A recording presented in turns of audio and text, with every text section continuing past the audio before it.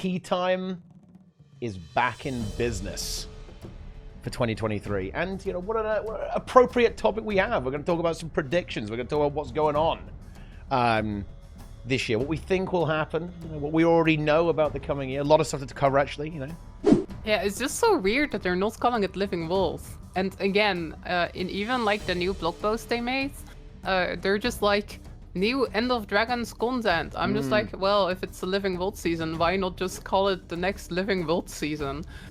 I really want to talk about Fractals, actually. Sneb, because I recently started learning them. Juice my goose. So I think Fractals are excellent. However, I think the systems around Fractals really hurt new players. Over under Roy becomes Aneth God. Over under Roy has to, for some charity thing, get a face tat. I think that's happening. He'll do it if it's the right charity. Boom. That's right. We're back. TeaTime is back in business for 2023. And, you know, what an appropriate topic we have. We're going to talk about some predictions. We're going to talk about what's going on this year, what we think will happen, you know, what we already know about the coming year. A lot of stuff to cover, actually, you know. Will there be Wing 8? No. Let's get that one out of the way straight away, actually. But anyway, welcome back to TeaTime. Welcome to my wonderful guests. We have an all-star cast. It is Sneb. It is Nike. It is Lara. It is me. Okay, I'm still here. The one guest you'll never get rid of. But anyway, welcome to the show, everyone, gamers.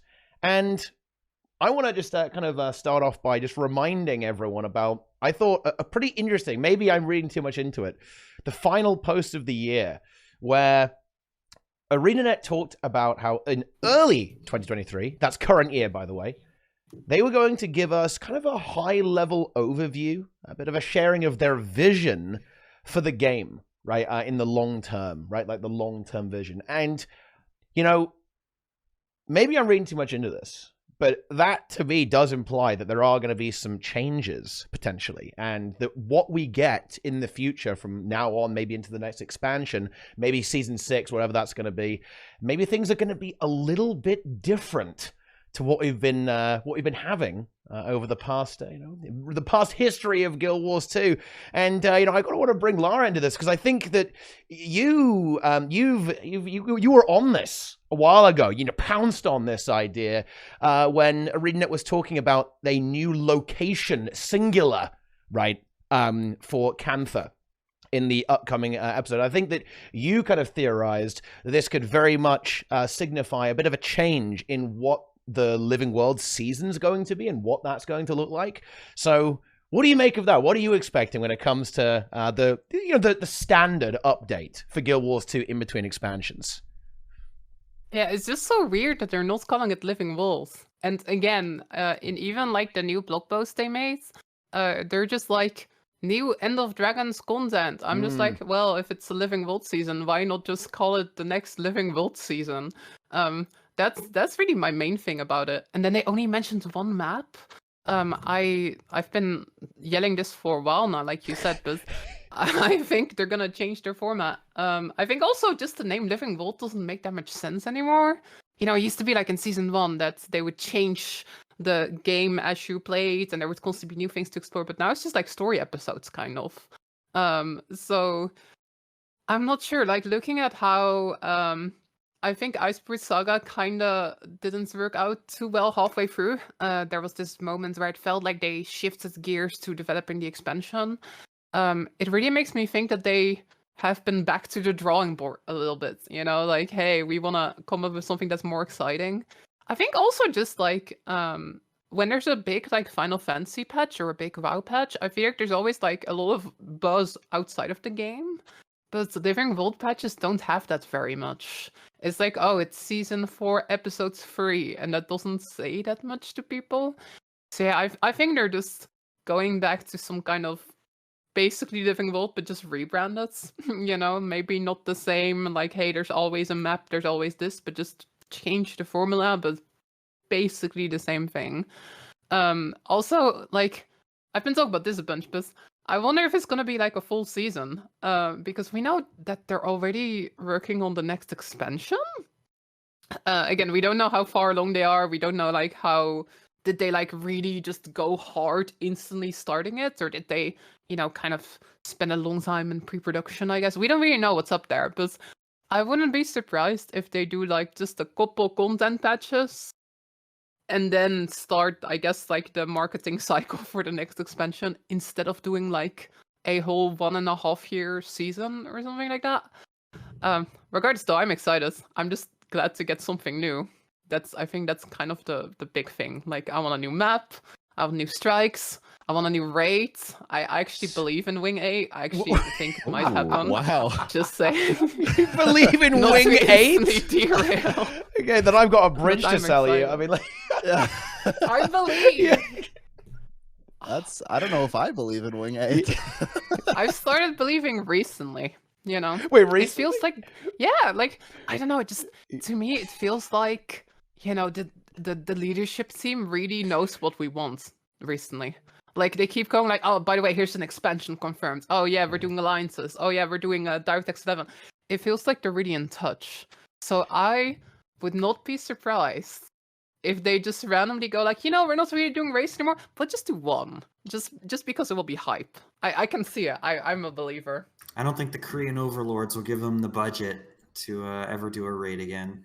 A raid maybe. a raid wing costs, say, probably like 1/3 to 1/2 of what a living story chapter costs to produce.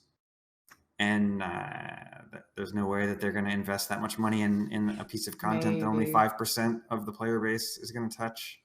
Honestly, the thing is, though, I don't even mind if it's just strikes. I like strikes just as much as raids, to be quite honest. But I don't know. Maybe they'll just call it a raid, but it will just be 3 strikes. You do strike, you get teleported to the next strike, and then they'll call it a raid, and everyone will be happy, even though it's actually just strikes in the background. Not to I'm not sure. derail into raids, because I want to kind of talk about format I'm stuff and kind of the sorry. content plan. But the one thing, let me kind of have a little bit of copium. Let me join you on the copium train here, Lara.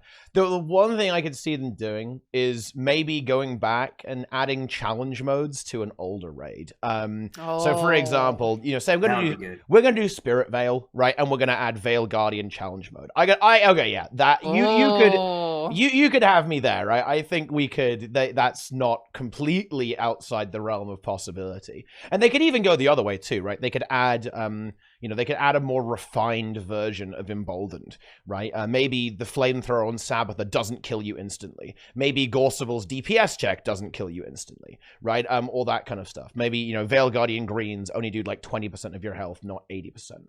And there's like a story mode, right, for this stuff. Maybe even scalable, right? Like something like that. Like, that is the type of thing I could see them doing, like kind of attacking it on a systemic level, rather than making a new piece of content. Because I think that, ArenaNet are being very savvy about what they're actually making these days. And I think they're going to be very tactical. It's going to be, okay, if we're going to make something, it needs to basically appeal to the vast majority of our player base, which is exactly what strikes do, right? Strikes are perfectly, attainable, clearable by more or less anyone who wants to get into them, right? They're much more accessible compared to raids, and also they're also more interesting than raids to hardcore players as well, right? I'm just gonna go ahead and say it, guys. Harvest Temple challenge mode, it's not perfect, right? The challenge was not perfect, right? But they are more challenging than the raid encounters, and therefore they kind of do the job of raids better than raids, to an extent anyway, in certain ways. Even though they aren't perfect. And yes, it would be nice to have our own special snowflake game mode where it's like, oh yes, it's just for you raiders. Have Wing 8, Kirin Peak, okay? You can just get in there. But I think that's a little unlikely, unless easy mode and challenge mode raids for Wing 1 do really, really well. Not going to happen. I'll be a doomer and counterpoint that. And oh god, the comments are really going to hate me for saying this, because they always say I'm like too much of a doomer. But nothing that has happened since the new management has taken over the company shows me that they are putting a lot of budget into anything they do, everything is done with the most minimum budget that they can apply to it. So like Emboldened is the low budget solution for easy mode raids. It's just a one size band-aid that they can go bloop, Emboldened, done. They don't have to invest 100 hours like tweaking the raid wings. So I just don't see them doing that when every solution has to be like an elegant low investment solution. It has to just be a one button thing. Just that type of change, though, I think those the quality of life changes, like adding Emboldened, right? Messing around with the world bosses, like we're dangerously close now to character-specific keybinds. I think this is all kind of being done by this relatively small team that kind of runs around hitting things with a hammer. I think stuff like this is actually really important, though. I really hope they don't drop that team. I understand what you mean, is that yeah, it would have been nice to have like a full featured solution for some of these problems, and yeah, as a result, they aren't perfect, right? But I think the quality of life team is probably one of my favorite things that ArenaNet actually, the new management at ArenaNet actually introduced to just like run around fixing stuff. So I actually really liked it. Yeah, looking at like the dungeon currencies and stuff like that. I'm really hoping, look, spoiler alert for one of my predictions, I think they're going to attack Fractals this year. Ooh. I think that we're probably looking at something with agony resistance. I'd be really surprised if they didn't want to make it account-wide, for example. Maybe we're getting a little ahead of myself here. Let me rerail the conversation, okay? Right, like, you guys have been teased enough, right? For the leaks, okay? You know, like when all this comes true, everyone's gonna say, "Wow, look at TeaTime. They knew, they dropped it all." But to kind of re-rail it, I'm very curious what they're going to be doing with the living world style content. I'm almost tempted, you know. You've converted me, Lara. Like I'll go even further. Actually, though, because I think that it's entirely possible that how do I put this?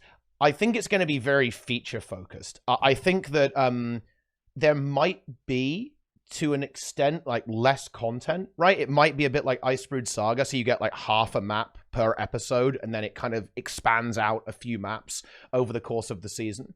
But I think it's going to be very feature-rich. So they're going to try and overhaul this system. They're going to fix this, add this quality of life, maybe add this new overall thing to the game. They might go, oh yeah, we're going to rework the achievements panel, right? As like this is a part of a, do you know the old feature packs, right? Back in the day, I am almost expecting something a little bit more like that. Or at least I think it's actually a distinct possibility that they could go in that direction, as opposed to just like blasting out content. Because I think you're completely correct, by the way, Lara, about that it's not really hype it's not really that hype. It's like, oh, it's a new episode of the story. I mean, yeah, sure, it's pretty cool, right? Especially if you play the game. But I think having these really feature-rich things like, oh yeah, this is going to make the game better, right? The game's getting better this update. Oh, that thing that kind of annoys me? Wow, it's being fixed.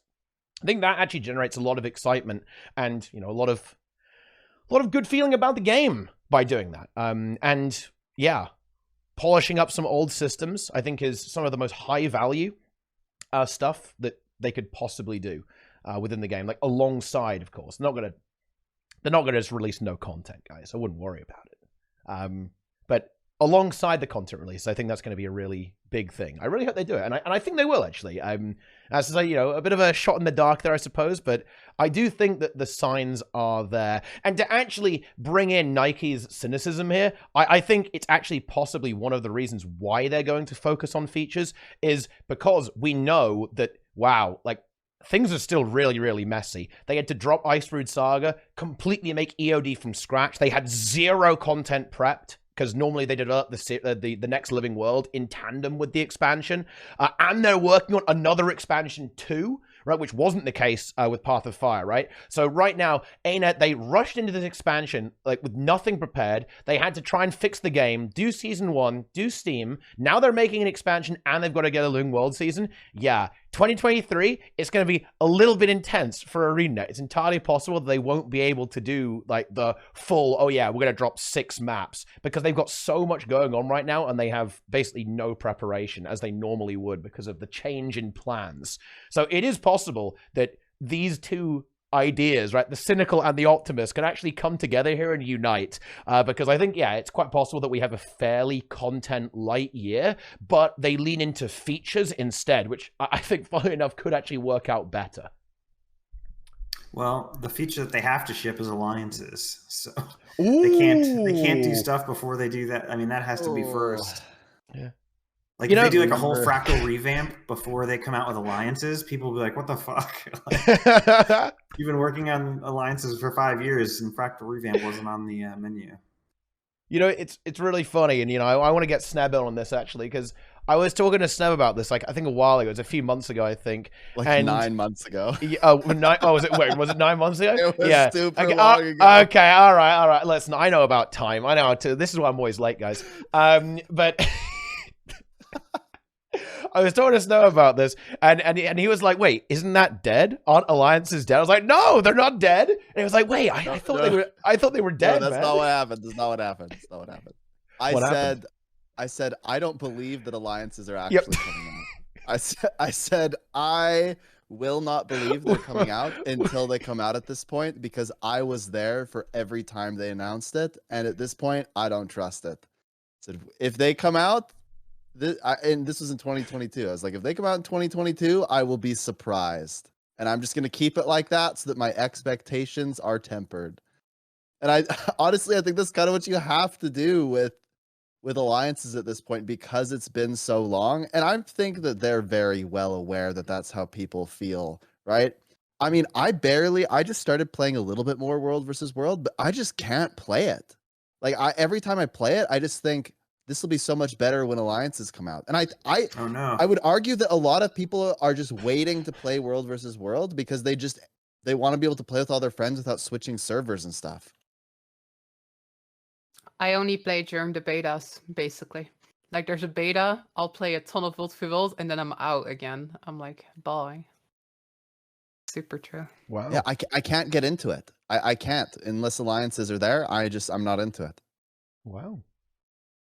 Yeah, I think alliances are super interesting. The concern I have about alliances, and I wonder if ArenaNet feel this as well, is that they're incredibly hyped up. I do think they are coming this year, by the way. I'd be very surprised if they don't drop alliances. I don't believe they are ever coming out. If they come out, I will be surprised. What? Wait, This This is Q3 alliances. Yeah, I think it's gonna be kind of towards certainly the second half of the year, right? Because I think they've got a lot of work to do, right? They've got to get the actual alliance system there going. The interface needs to be created, of course, and we know how much fun that is for ArenaNet. There'll be a lot of rounds of testing to make this work. But I do want to kind of give you guys a little bit of copium here, like a little bit of hopium, perhaps. Bear in mind that a lot of what they were doing was actually basically the really fundamental stuff with how the system, the matchmaking, the actual world versus world architecture functions. And they seem to have that more or less solved now, right? Like, they had to fix a bunch of like bugs that have existed since the start of the game. They had to go through the arcane code, right? That no one's looked at. Everyone's too scared to change for a while to actually get it to work properly. So I think they've almost done more than it seems, because again, a lot of the work they've been doing now isn't very visible to the player base, right? It's like the real back end stuff that isn't super visible. So I think Alliances 2023 is certainly realistic. I will stand by that prediction. Okay, Sneb that might be true. That might be true, but I just refuse to be hype over it, because I was so hype when they first announced it, and then they just never spoke about it again, right? And we heard the context of how that all happened and whatever, but I just don't want to think it's coming out and then it not happen again, because I was so disappointed. So now for me, it's just, wow, if it comes out, that's a huge surprise. I think Oh yeah, go ahead. I think one thing is, like, yeah, playing with your friends is nice, but the fundamental problem of World v World isn't necessarily like people that are like, oh, I wish I could play with my friends, but I can't. The fundamental problem is you go into World v World and there's no victory condition. There's no winning. Agreed. No one cares if their server wins or loses. The servers that are actually good at World v World don't even care about PPT at all. They just want to fight each other and have open field fights. Like they don't care. So, I mean, the fundamental problem is you have to care about winning and you have to be rewarded for winning. And that only works if the servers and the matchups are balanced, which is the alliances side. So like the alliances will in theory, make the matchups balanced. So it's a 50-50 chance of winning. But then the other half is the reward half and the incentive to care about PPT half or whatever new system they come out with. And so that's what I'm more interested in. I would agree. I'm actually very interested in that as well, because I recently just kind of jumped into some World versus World, and I was wandering around and doing whatever just for the funsies. But as I was wandering around, I couldn't help but think, no one's playing the objective, you know? No one plays the objective, really. There are a few servers that do, I think, is my understanding. But otherwise, you go in, and there are 2 tags that are typically private, and you can't join, and they're just running into each other with doing fights, which I imagine is very fun if you're in that niche community and stuff. But for the average player that jumps into World versus World thinking it's kind of this epic battle where you're taking over castles and stuff, and they look in either there's one server that just has dominated the entire map and is spawn killing, or nobody's going after the objective. I mean, how are you supposed to take that, right? I think that's kind of odd, and maybe this is probably unique to me in some way, but for me, if there's no win condition, if there's got to be like a reason that you're doing all of this, even if it's to win just to win, that's kind of nice, I guess, but there's got to be something on the line, something, a little bit, you know? And it seems like nobody cares about winning, and in fact, people intentionally lose for matchup reasons. And when you combine all those things together, it feels really weird. Like I can't help but just be confused when I'm in World versus World. Like, okay, I guess my server wants me to not take any of these castles intentionally. You know? Like, okay, so the goal is to take the castles and to hold all these things and defeat players, but wait. People want me to not do any of that because we'll win? What? It seems a little odd. Yeah, I think there's something to be said about, you know, making the objectives actually a bit more fun.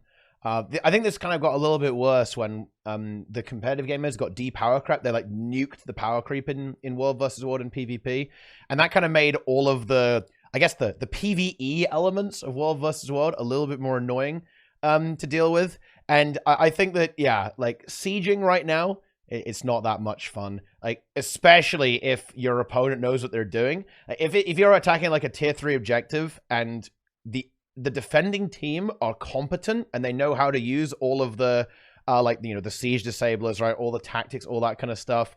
Well, have fun, buddy. You're going to be bashing your head into that castle for a very long time. And you could argue that, well, I mean, that's kind of intended, right? But I think they should just make the gameplay a bit more fun. It's very frustrating, I think, in my opinion. I do think that these issues do actually resolve themselves if you do give a big enough incentive to actually win. Because I think the reason why attacking objectives is less fun is because everyone tends to run around in one giant blob. The moment that you split people up into multiple groups, which is obviously the optimal tactic if you want to actually win, right, is attacking multiple locations simultaneously. It's RTS right there, guys, real-time strategy. Then this problem does resolve itself a little bit. So you could look at Siege, you can see what happens when people play differently with alliances, all that kind of stuff.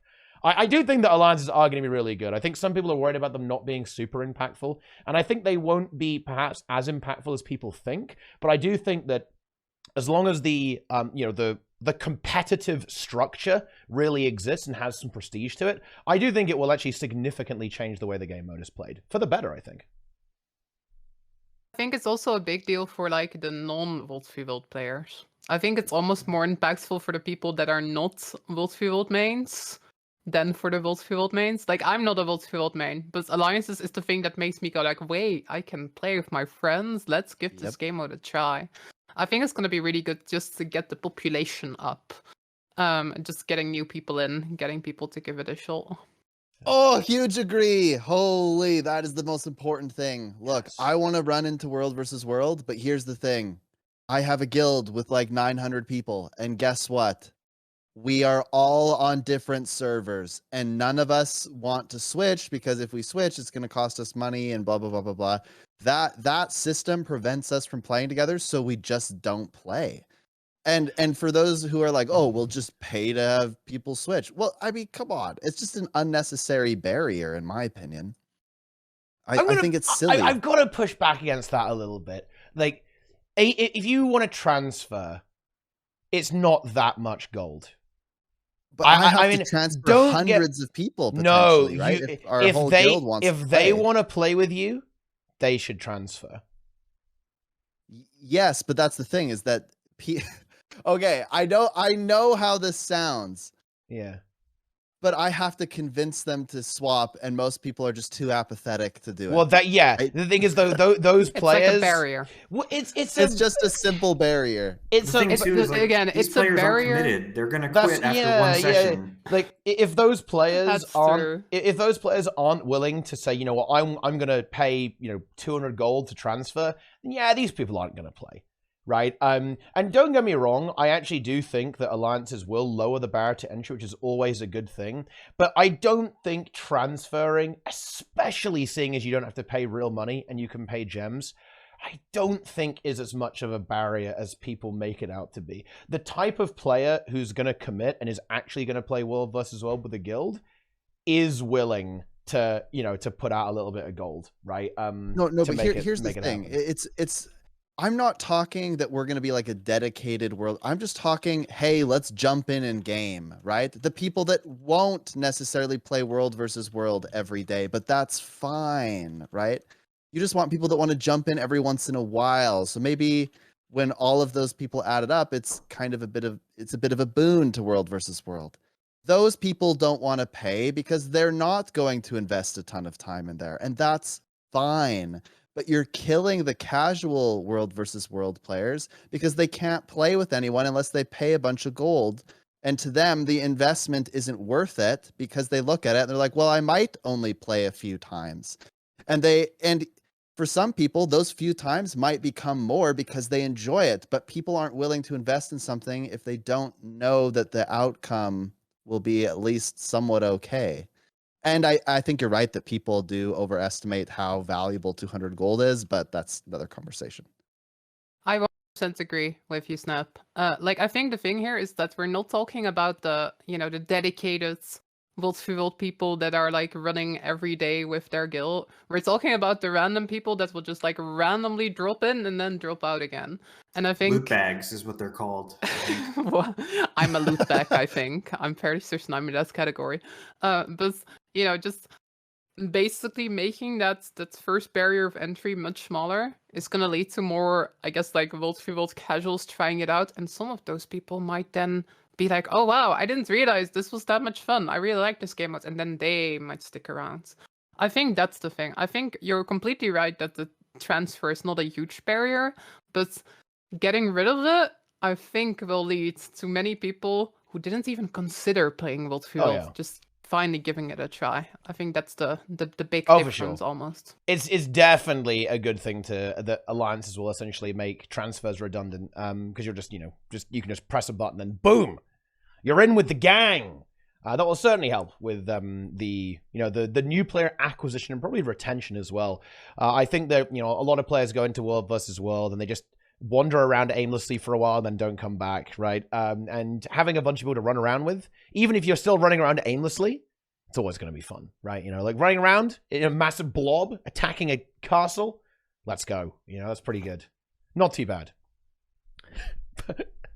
Feel free. Yeah. I like the Sneb things that are never coming out. That actually, I think that is good content. Well, I don't. That's to be clear, I don't seriously think that, but I'm just in my mind telling myself that so that I never disappoint it again. Smart, clever. Yeah. So this way, it will only be positive if they come out. Yeah, I do enjoy that. I enjoy that content. But to once again divert back to the topic at hand. I like this. This is tangent time, guys. How many major updates do you think we're gonna get in 2023? How many? Or rather, actually, let me go further before the next expansion, because Lara briefly said that she doesn't think it's going to be a full season, and you know, I'm kind of inclined to agree with that, actually, because they probably want to drop the expand. They're already working on the expansion, right? And they're probably looking for maybe a 2-year cycle on that, right? You know, like an expansion every 2 years or something. So how many episodes are we actually going to be getting before we start to really see that expansion start moving? I think it's a good question. I think we could be looking at... If you're a massive doomer, it would be like 2 updates in 2023, No. and then kind of going into the expansion. Well, I think 3 is realistic, right? I think 2 with a big feature pack is a kind of a reasonable assumption. You know, like a late Q1 story update, a midsummer or late summer big feature pack update, and then a like late Q3 story update, and that being the year. Yeah. Do you think you go into the expansion after that? That's the question. No, there'll be 2 years. So you think expansion's kind of looking at the end of 2024 then? Sorry, the end of 2024. That makes sense. Yeah. Okay. I agree. Okay. I think we're looking at. I think it's going to be. I think we're looking at 4. I think we're looking at 4 as well. I think there will be 2 maps, and they'll be split in 2 halves. So that means like so kind of 4 story patches. Yeah. Yeah, that's. I'm not sure. I don't know what number I'd put on it. I want one map. What? But there's like one map? No, but listen, there's like an alternate like reality where like half the map, you know how like in Guild Wars 1 in Nightfall, there was like the Nightfallen version of the map where like the demons come out into the world and like it's like a warped evil like hellscape version of the same map. That's what they need to do. You have like the normal Cantha map, then you have like hellscape version of the map that's like harder and has like different events and stuff like that. That would be hard modes. Yeah. You know what? Bug fixes and redesigned marketed features. Actually, yes. Yes, gamers. Bug fixes and redesigns are features. In some ways, they're better than new content. Have you guys seen the new player experience recently? You know, there's a relatively big guy, WoW guy, very famous MMO content creator, Preach, trying out the game. And the new player experience is a clown fiesta, okay? Like, it is so different to the rest of the game. It is actually funny, right? How different Guild Wars 2 is compared to like what it was back then. It isn't uniform, and I'm just waiting till we get to Fractals. I'm waiting until we get to these really scuffed, weirdly named, long abandoned systems. Like, yeah, it's coming, right? It is gonna be actually a fiesta, right? Because the game is a fiesta. And bear in mind, like, you know, this guy is super experienced and is actually, by the way, approaching the game in a very, very, you know, intelligent way. He's reading the tooltips. Seal of approval right there. But the thing is, the game, it's so weird, right? It's so unusual to how it compared to how it is now, right? It's much more kind of streamlined and modernized. Yeah, going back and actually addressing this stuff, isn't that what we've always wanted, right? To actually fix some of these long-standing issues of the game? Yes, these are features. Like, stuff like agony resistance is a stupid system, right? Like, reworking that will be a massive deal. Do you guys want another Fractal? I know I certainly do. I really like the Fractal challenge modes, right? But the thing is, it's probably not a super good investment right now because Fractals are weird. And they're unusual, and they have weird jank in them that's just confusing, right? Why is it that when you buy dungeon gear, it's got, like, carrion stats on something like that? What the hell? If you're coming into this from another MMO, you go, oh, the dungeon gear must be good, right? But it's like actual meme tier unless you pick the one set that's got Berserker or something like that. It's unhinged, right? Like, the game is unhinged. You know, all the exotics that drop from Fractals also have like meme stats on them as well, guys. Like, the game just has so many of these things that are It's like the devs actually designed the game to trap new players, right? And meme them, right? That's what it is right now, guys, okay? There are just noob traps everywhere. Like, you know, they've got little baits, it's like a mouse trap with a little bit of cheese in there, and it's got like a piece of dire gear, but it's exotic, so it's like, oh shit, that's best in slot, right? And the noob just kind of wanders over, and like, boom! They do 2k DPS, because they picked a dire exotic. Nice. Good job. Those are not just noobs, they're also dumb. Yeah. Wait, what do you mean? I knew day 2 of the game that Berserker was the best stat. You don't have to be a 300 IQ super genius to figure out that in PvE, Berserker is the best stat. Day 2 of Head Start, not even, the game wasn't even live yet. And I'm like, yep, I need full exotic Berserker. Let's go. Like, I didn't even know what Berserker was at day 2 in the game. Yeah, exactly. I didn't even know what the name was, but I knew I wanted those stats because I saw the PvP amulet of Berserker. I'm like, that's the best stats for PvE. Like, if you look at Dire and you go, yes, these are the best stats for PvE, you're smoking crack. Like, you should wear the Dire because you need the extra toughness because you're gonna fall and hurt yourself a lot. Wow, I mean that was something. You know, I think I imagine we'll get to this later, but I believe before the TeaTime, Nike, you did say that you were gonna basically unleash. Yeah, it was. I am. Wait, can you give us a spoiler? Like what are you unleashing this about? This is one of my predictions. This is one of my predictions. I predict in 2023, ArenaNet's gonna cave into the cry bullies. Wait, what? And they're gonna ban the AFK farmers. They're gonna get aggressive and start banning the AFK farmers. You enjoy I hope the that AFK happens. farmers. I don't enjoy the AFK farmers, and I won't care if they get banned.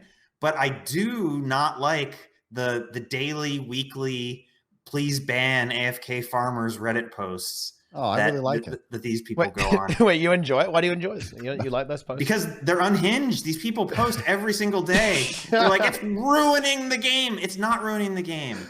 There's like some core Guild Wars 2 map that no one goes to for any reason besides like leveling up in personal story. There's in some like corner in the middle of nowhere, there's a bunch of AFK farming. And they're like, it's ruining the game. It's not ruining the game whatsoever.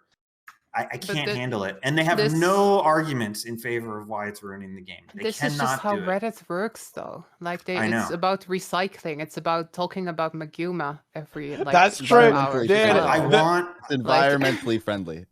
You know, I think it's weird. You know, I think the Maguma posts and the AFK posts are actually very similar, in my opinion. The problem that people complain about with AFK farmers, in my opinion, it's not necessarily that the game is ruined. It's more like it looks really, really bad, right? And I actually agree with that. I think it looks super bad. If you're a new player and you think this, your immediate logical conclusion is this game is infested with bots, right? Like, this game is completely unmoderated and the devs don't give a fuck, right? Like, that is what you would think if you're a new player, okay? And that's fair enough. But the thing is that optical problem is caused by people posting about it mostly, right? Like, that's the thing. That's true. It's the same thing with Maguma, right? Like, do you really think that if you guys make enough Reddit posts, Mag is going to stop spawn camping you? No! They want you to post about it. Like, they love the forum, but dude, you know, in their Discord, like, they probably link every single one and they're like spamming KEKW every single time. Listen, I'm just going to give you guys a little bit of a tip here. If you want to beat Mag, you want to deal with Mag, you just got to get good, right? Like, that's the reality. Like, they farm you because they're better than you. That's the reality. Shout out to Mag, by the way. There it is. And again, I want to make it perfectly clear. If they ban the AFK farmers, I won't care. In fact, I think it would be a good thing for the game to get rid of the AFK farmers. But that said, it's like on a scale of 1 to 10 of things you should be mad about, with like 10 being something that like you should go riot over, and 1 being like you know, like they ran out of your favorite cereal at the supermarket. It's like a 1.5. It's not that big of a deal, but the daily post makes it into a big deal, and ArenaNet will eventually cave in. Yeah, I mean, is that a bad thing though? I think there are some ways to do it as well. I mean, I think they're likely to just add diminishing returns, right? But that punishes the non-AFK farmers. That's so bad. Before anyone gets worried, it's going to be like, if you don't move your character, like it's not going to be like, oh, if you farm, it's not going to be like events, right, or dungeons. They should probably fix that, by the way. where if you clear too many dungeons too fast, then you get, your loot just goes away. Or if you farm a bunch of events, your loot goes away. It's going to be like, oh yeah, if you don't move your character, or if you don't use an ability that isn't your auto attack ability for 20 minutes, you start getting less items, right? Like, I think there are ways to design it in such a way that it doesn't actually affect normal players. Because, hey, just like the world versus world transfers, your goal isn't to make it impossible to bot or AFK farm, because that's literally impossible. Your goal is to make it not annoying. Right now, AFK farming is trivial to set up. And by the way, guys, this is the thing that nobody wants to talk about with AFK. This is a weird side topic, but the reason why AFK farming is so prolific is because you can very easily do it without breaking TOS. You have your 5 alt accounts up on your other monitor. You've got work on your main with fucking Netflix. You tab in every 15 minutes, like jiggle your character or resummon your turrets. Bish bash bosh. You're getting like 20 gold an hour completely AFK. That's reality, okay? That's what people are doing. You can go and watch Incredible Sushi do this. And yeah, some people are botting, but the thing is, quite a lot of them probably aren't. They're just like abusing ults. Some people, I know people do this. I know some people do this with like 40 ults. They're multi-boxing 40 ults on their machine. And it's just like 40 necros, AFK, right? Well, not, they're actually at the keyboard, right? Just work on main screen, watching TV. 40 ults, they're all farming some tier 6 Venom or whatever, like whatever bullshit this is, right? And the way you fix that is by making it annoying. If you make it super inconvenient to the point where you'd have to like tab through every single account and like move them to a different location, like rotate the farm spot every half an hour, nobody is doing that. No one's going to do that. It would kill it stone dead. The moment you make AFK farming annoying or inconvenient, then it's gone, right? It's over. That's it. Especially, it's not about killing them all. It's just about like, lowering the barrier, or like hiring the barrier of entry. I suppose it's the opposite of the WvW Alliances thing almost. The moment you raise that barrier or make it so you have to violate TOS, nobody's doing that. Right now, people are perfectly okay with it because realistically, if you have like 40 ults going, you're not actually going to get banned for that. The GM might teleport you, right? And then you have to move your account back, or they might give you a bit of a ticking offer and say, hey, listen, buddy, you better be at your keyboard while you're doing this, or we're going to be mad. But the moment it's going to require some kind of bot program, like a macro that's actually going to control all the accounts at the same time, or it's actually going to require some kind of hardcore extreme automation, right? Nobody is going anywhere near that, because bear in mind, guys, there's no sub fee in this game. So ArenaNet, they want to ban you. They enjoy. No, I'm kidding. Okay, they enjoy banning you, and they'll ban all your accounts as well. Like, if they catch you doing some really bad stuff, like hacking, whatever, like really going berserk and flaming people, they'll ban all your accounts, not just the main one, because they're all linked together. They know what your ults are, and they will purge you. So again, the AFK farming thing is an easy fix. Just make it annoying, and nobody's going to do it. Because right now it's plausible, yes, exactly what chat says. It's plausible deniability when it comes to botting. Just make it implausible, and then boom, GG. Ban them all. Yeah, the bots will just have to go back to farming nodes under the map. Well, but the thing is, that's kind of the point, right? Like, one, funnily enough, that doesn't look optically as bad, which in my opinion is actually the main complaint. Two, that's clear cut. If you get caught doing that, perma, right? So I think that's acceptable. Because I know, well, it's not acceptable, but I mean that's a desirable outcome because it's incredibly clear cut on banning people. Whereas right now it's like a massive gray area. Yeah, the amount of people that is willing to break TOS has to be much, much lower than the amount of people that's AFK farming now. The moment you make it impossible to do it while like not breaking TOS, the amount of AFK farmers will just plummet instantly. Like it's not going to go away completely, but it'll make a huge difference, I think. Yeah, and so Teapot was right when he hit on the optics is the worst part, because as FOMO YOLO says in chat, the bots don't actually hurt the economy. I wouldn't say they improve the economy, not in this game. In Guild Wars 1, they definitely do, because there's certain materials that no one can farm in Guild Wars 1 besides bots. But in Guild Wars 2, it's not... Yet the bots do cause deflation by giving us lots of materials, but deflation in the video game is not deflation in real life, whereas deflation in real life is like apocalyptic. Deflation in a video game just means more people craft legendaries, and people do daily fractals instead of Octavine because it's more profitable. That's it. That's the harm. The harm is that if you have 15 minutes to play, you're going to do Dragonstorm instead of doing Octavine. That's the difference. It's not like real life deflation where you lose your job, you can't afford bread, and the fascists take over your country. That's what you want to avoid. Yeah, that's memes. But anyway, let's after we've once again diverted off into the meme land, let's go back. You know what? Here's the big topic, because we talked about raids, the Wing 8 copium. How many strike missions are going to be coming up? Are we talking one per episode, per update thing?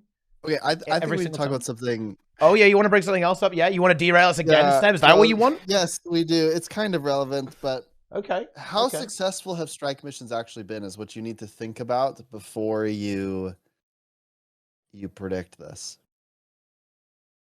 What do you think? Wait, sorry, say again. How much of a success have strike missions actually been? I think they've been huge, personally, compared to the investment. investment. How do we know this? Well, so my argument would be, even if they had the same play rate as raids, like 5% of the community, the fact that they cost a tiny fraction of what it costs to develop a raid makes them a success, relatively speaking. I think that's fair. I'm concerned about playing them. Okay, so this is just my perspective, so take this with a grain of salt. But anytime I go and look for strike missions, I just don't see the people playing them. That's NA, man. There's IBS 5 plus daily well, EOD. I see IBS 5 all day, every day. I don't see the EOD strike missions played very much. People I see only them do the in daily. static People only do the daily. Yeah, that's the thing. People do only they'll do IBS 5 and then the daily EOD one. Interesting. I mean, the rewards are structured so putridly that doing the daily is the only time you get adequately rewarded for doing EOD strikes. Yeah, for the CMs, I find actually somebody messaged me the other day about this, and they said that they would never ever attempt to use the LFG for those ever again. They tried to do the CM strikes. They said that they were at AH for over an hour and they got nowhere. So I think that where I'm going with this is that I think strike missions are very interesting, because I agree on one hand that they're successful and that they probably don't take as many resources, and it's pretty good content. I think they're fairly well designed, but there's something about them that doesn't really attract, well, there's something about them that raiders don't like. And it's hard to place exactly what that is, because I think it's a little bit different for everybody. But yeah, I don't know. I guess I think that maybe 2 might come out, maybe. But it's weird because they're this weird middle ground where the CMs are like too hard for most people, at least on NA. They're very infrequently done. The CMs are too hard for many people, but the normal mode is like too easy for a lot of people that really enjoy the end game content. And so people don't really want to do the normal mode or the CM. At least that's kind of what I've analyzed. Would you agree with that? What do you think? I think a big problem that a lot of endgame content has in Guild Wars 2 is that they don't let you play it on your terms. I think this is something that actually is one of the biggest friction points, especially for players who really like endgame stuff in Guild Wars 2. If you want to raid, you raid once a week. You kill that raid boss once, and if you do it again, fuck you, right? That's basically what ArenaNet is saying. And it's kind of similar. It's actually more extreme with strikes. Strikes heavily incentivize you to, 1, do it once a week, and 2, do it exactly on the day where it's daily, right? Because then you double up on the reward chest, right?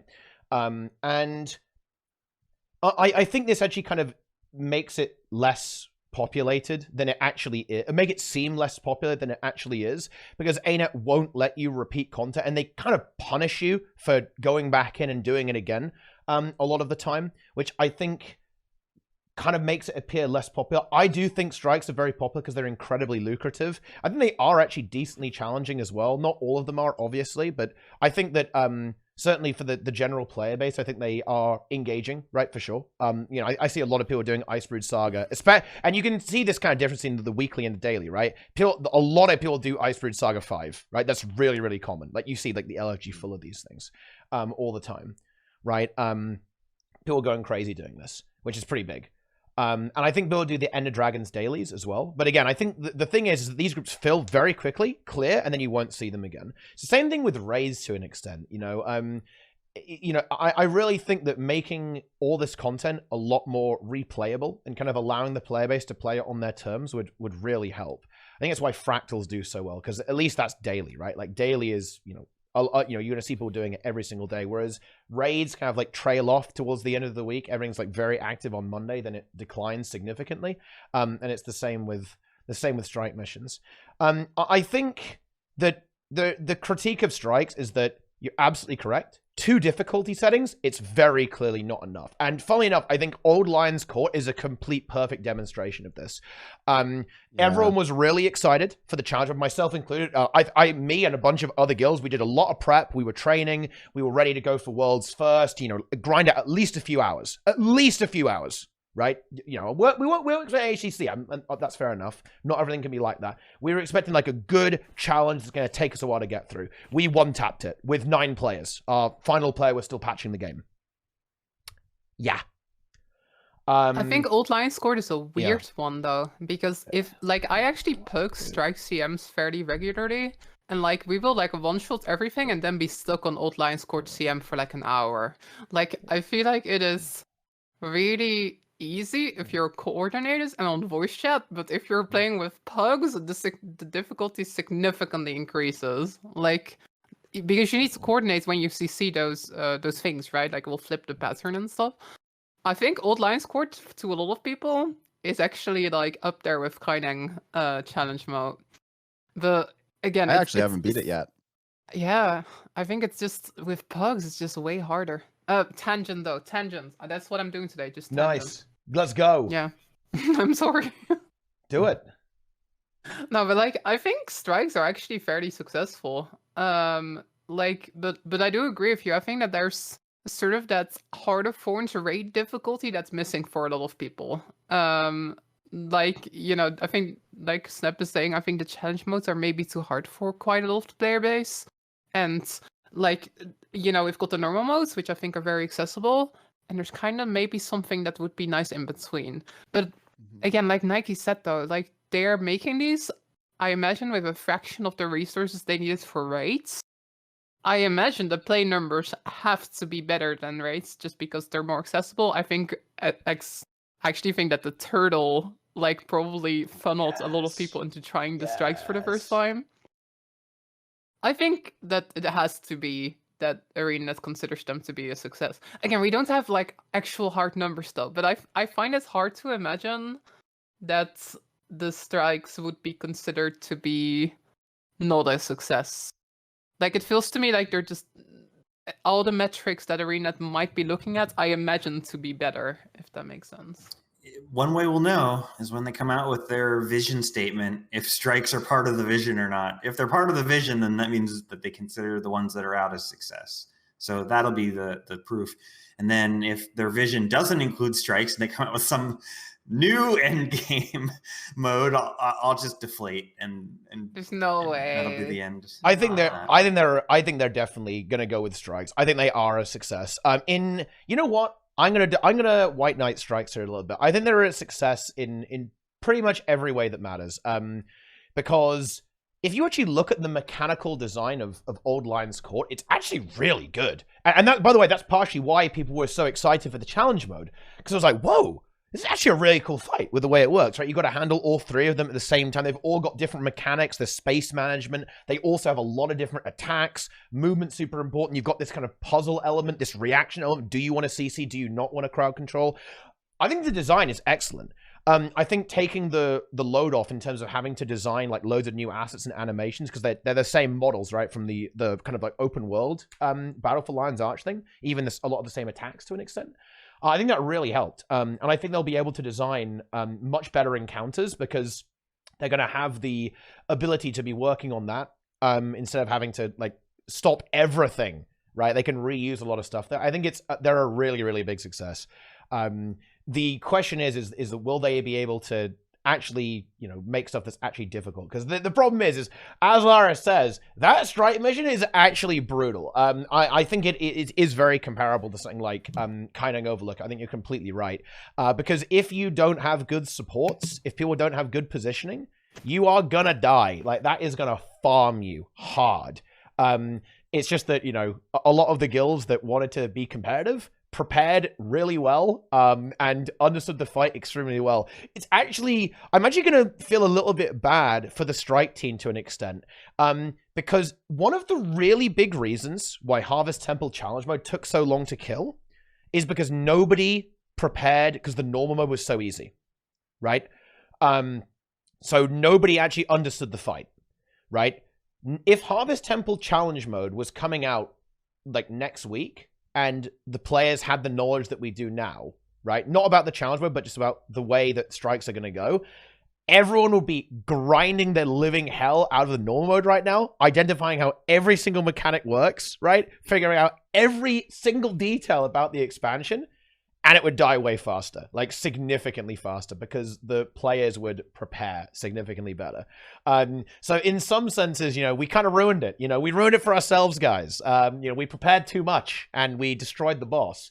But that now, ArenaNet had to think about that. ArenaNet, actually, the design team, the encounter team, they need to actually think about this with how they're actually tuning these encounters with the knowledge that players are actually going to really prepare for this and really try hard now, because they kind of teased us. We got a little excited about the you know, the really big boss of EOD.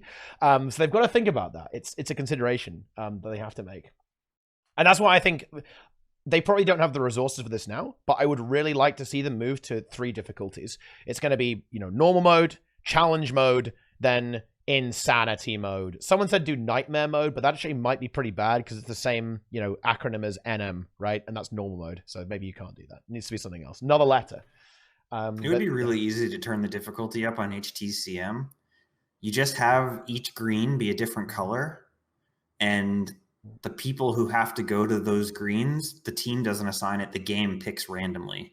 So if you're the far green, like let's say the far green is like blue, and 2 people light up blue, and so exactly those 2 people have to go to the far green. That would be so much harder than pre-assigning it.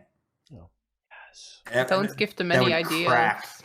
Crack groups, because they'd be like, "There's no portal going far." Oh no. You know, on the why don't strikes feel the same as raids?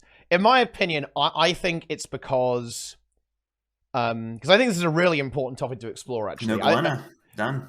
And kind of like a bit of a self-reflection thing here. In my opinion, and maybe this is different for other people, but it's because strikes are a side effect of the living world. Raids were, this is for you. Hello, raid community, you know, hardcore players, this is for you. Strikes are like, we made this as well, right? Like, you guys can have that too, right? Like, here's a little bonus meme for you, right? It's like this, it was, you know, it's the byproduct rather than the actual main event, right? And I think that it does feel a bit like, oh, you know, oh, okay, well, fair enough, okay. No, it's not about exclusivity, actually. For example, I don't think raiders would care at all if there was a raid easy mode. Nobody cares. Maybe some assholes do, but in my opinion, it's all about the fact that a piece of content is deliberately targeted at you. For example, let me give you a wider example. I feel incredibly alienated by the modern games industry because I look at games and I go, oh, yeah, this isn't for me, right? You know, I'm clearly not the target demographic here. And it's like, oh, okay. I mean, all right. You know, I guess I'll go play my games from the 2010. And it's kind of the same thing with raids and strikes here, right? I think it's pretty clear to raiders that strike missions are they're targeted at players who aren't hardcore, and that's absolutely fine, right? In fact, that's probably why they do so well, and ultimately it is good for the hardcore scene too, right? Because then that enables the challenge modes, right, as well, which then are a little bit more targeted towards the hardcore players. But I think a really good example of this, funnily enough, is Harvest Temple challenge mode, because that encounter is challenging and really difficult. The thing is, it's nowhere near as intricate or elegantly designed as some of the raids, right? It literally is, oh yeah, you know that fight? We gave it a shit ton of HP, and there's some green circles and some really annoying ads, right? This is nowhere near as elegant and intricate as something like Kadim, right, for example, or something like Lagos with its entire massive environment room, right? Or Wing 7, right, which even though is pretty easy, it was still incredibly intricate and delicately put together, right? Very cinematic experience, right? Which I think is why you have this response. However, I would actually urge people to reconsider this thought process, because in my opinion, the challenge mode stuff very much is aimed at you. It might not be exactly what you want, but I think it actually does kind of scratch the itch a little bit better than raids. Like, and if you want to confirm that, just think about the reception to Wing 7. Wing 7 actually is arguably one of the most cinematic and elegantly designed raids in the entire game, actually. It's quite the spectacle, right? It really is. However, it was incredibly disappointing to the hardcore scene because it was ridiculously easy. And ArenaNet was doing this to try and make it a bit more accessible, of course, but it really fell flat in the raiding community and was a big disappointment because it was easy. Whereas something like Harvest Temple Challenge Mode, even though it's not exactly the most elegantly, brilliantly designed thing in the entire universe, it really was aimed at that top echelon of players, right? And I think that's worth noting. There you go. Yeah, I want to push back actually a little bit on that because I'll just give my experience, and maybe people watching or listening can empathize with this slightly. I don't know that I would say that I'm the most hardcore player. I think maybe Lara actually falls in a similar space. Like, we both like raids, but I'm not like your team, Teapot, right? I don't have things, you know, hyper optimized. You know, I don't have people that are, you know, necessarily perfect benchmarking stuff. But I enjoy the content. It's maybe, when we compare it, it might be more difficult to me than it is to you, right? So to get a group and everything for that is a little bit more difficult, and it's a little bit more pressure to get that group going, and to do it for only one thing at a time is really challenging. Raids, it's a bit more of a commitment. You can say, okay, we're going to go and we're going to do this, and it's going to be like 30 minutes, but you get a group going for the challenge mode thing, and it's like, they're just so disjointed that you go in and it's only 15 minutes, you know, but it's just a little bit harder. And so it's harder to keep the group together. It's harder for people to want to keep doing it. I think it's just a challenge. People need to go, I'm not the challenge mode guy. I'm going to play the normal mode. But the thing is that I can go and do the challenge modes and raids, and they're really, it's not that big of a deal. But the problem is that when you put them in the strike missions with the way that the reward systems and everything are set up, and they're so disjointed, and the reward for doing CM is very high, but it's way harder. And then the normal mode is just like so dumb that nobody really wants to do it. I'm in this weird middle ground, right? Like, the normal mode is way too easy for me, but the challenge mode is just like puts a little bit more pressure. You need a few more requirements on your group. Now getting that group is harder, but then it's only one thing, unless you're going to do all of the CMs, but the CMs are so wildly different in difficulty level in the strike missions. Maybe we just haven't hit a critical mass of strike missions yet. I don't know. I just feel like I'm in this weird middle ground, you know, where I find it incredibly unfun to get a group for it, to even go out and get a group, because I need people that can play a bunch of different things. There's way more individual responsibility. Now you're putting more requirements on people, but to have to teach somebody the strike mission is going to take a long time because it's very punishing if you fail certain things, like on KOCM, right? Or if somebody doesn't go in the green on AHCM. Every time you do that, it takes you an astronomical amount of time. And I don't think that raids have that same pressure for the most part. For the most part, if somebody's new, you can kind of throw them in there and just not give them any mechanics and they can learn as they're going. But strikes, you don't have that grace, and it just makes it so much more difficult to get a group. It's to the point where unless I'm running with a static, I just don't really want to do it because it's so hard to group up, or it's like a huge time commitment. You know, weirdly enough, I'm gonna slightly debate you on this. In my opinion, this is because raids in Guild Wars 2 are actually quite poorly designed. In Guild Wars 2, raids need 2 or 3 people who know what they're doing, and you can have 7 people who have absolutely no clue, right? Because 2 or 3 people can utterly carry the fight in every single possible respect. In my opinion, that's flat out like trash design. That's very wrong, right?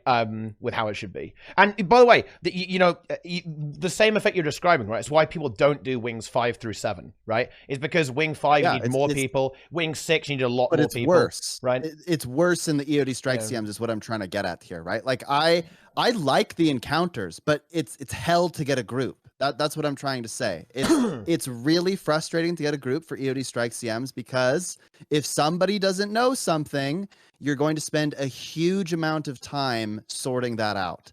And that amount of time, when you're quite busy or you're not as hardcore or you don't play a ton of hours in the evening, that time is very valuable. And so I look at it and I go, why wouldn't I just go play raids then? Because if somebody doesn't know, I can just kind of make up for that.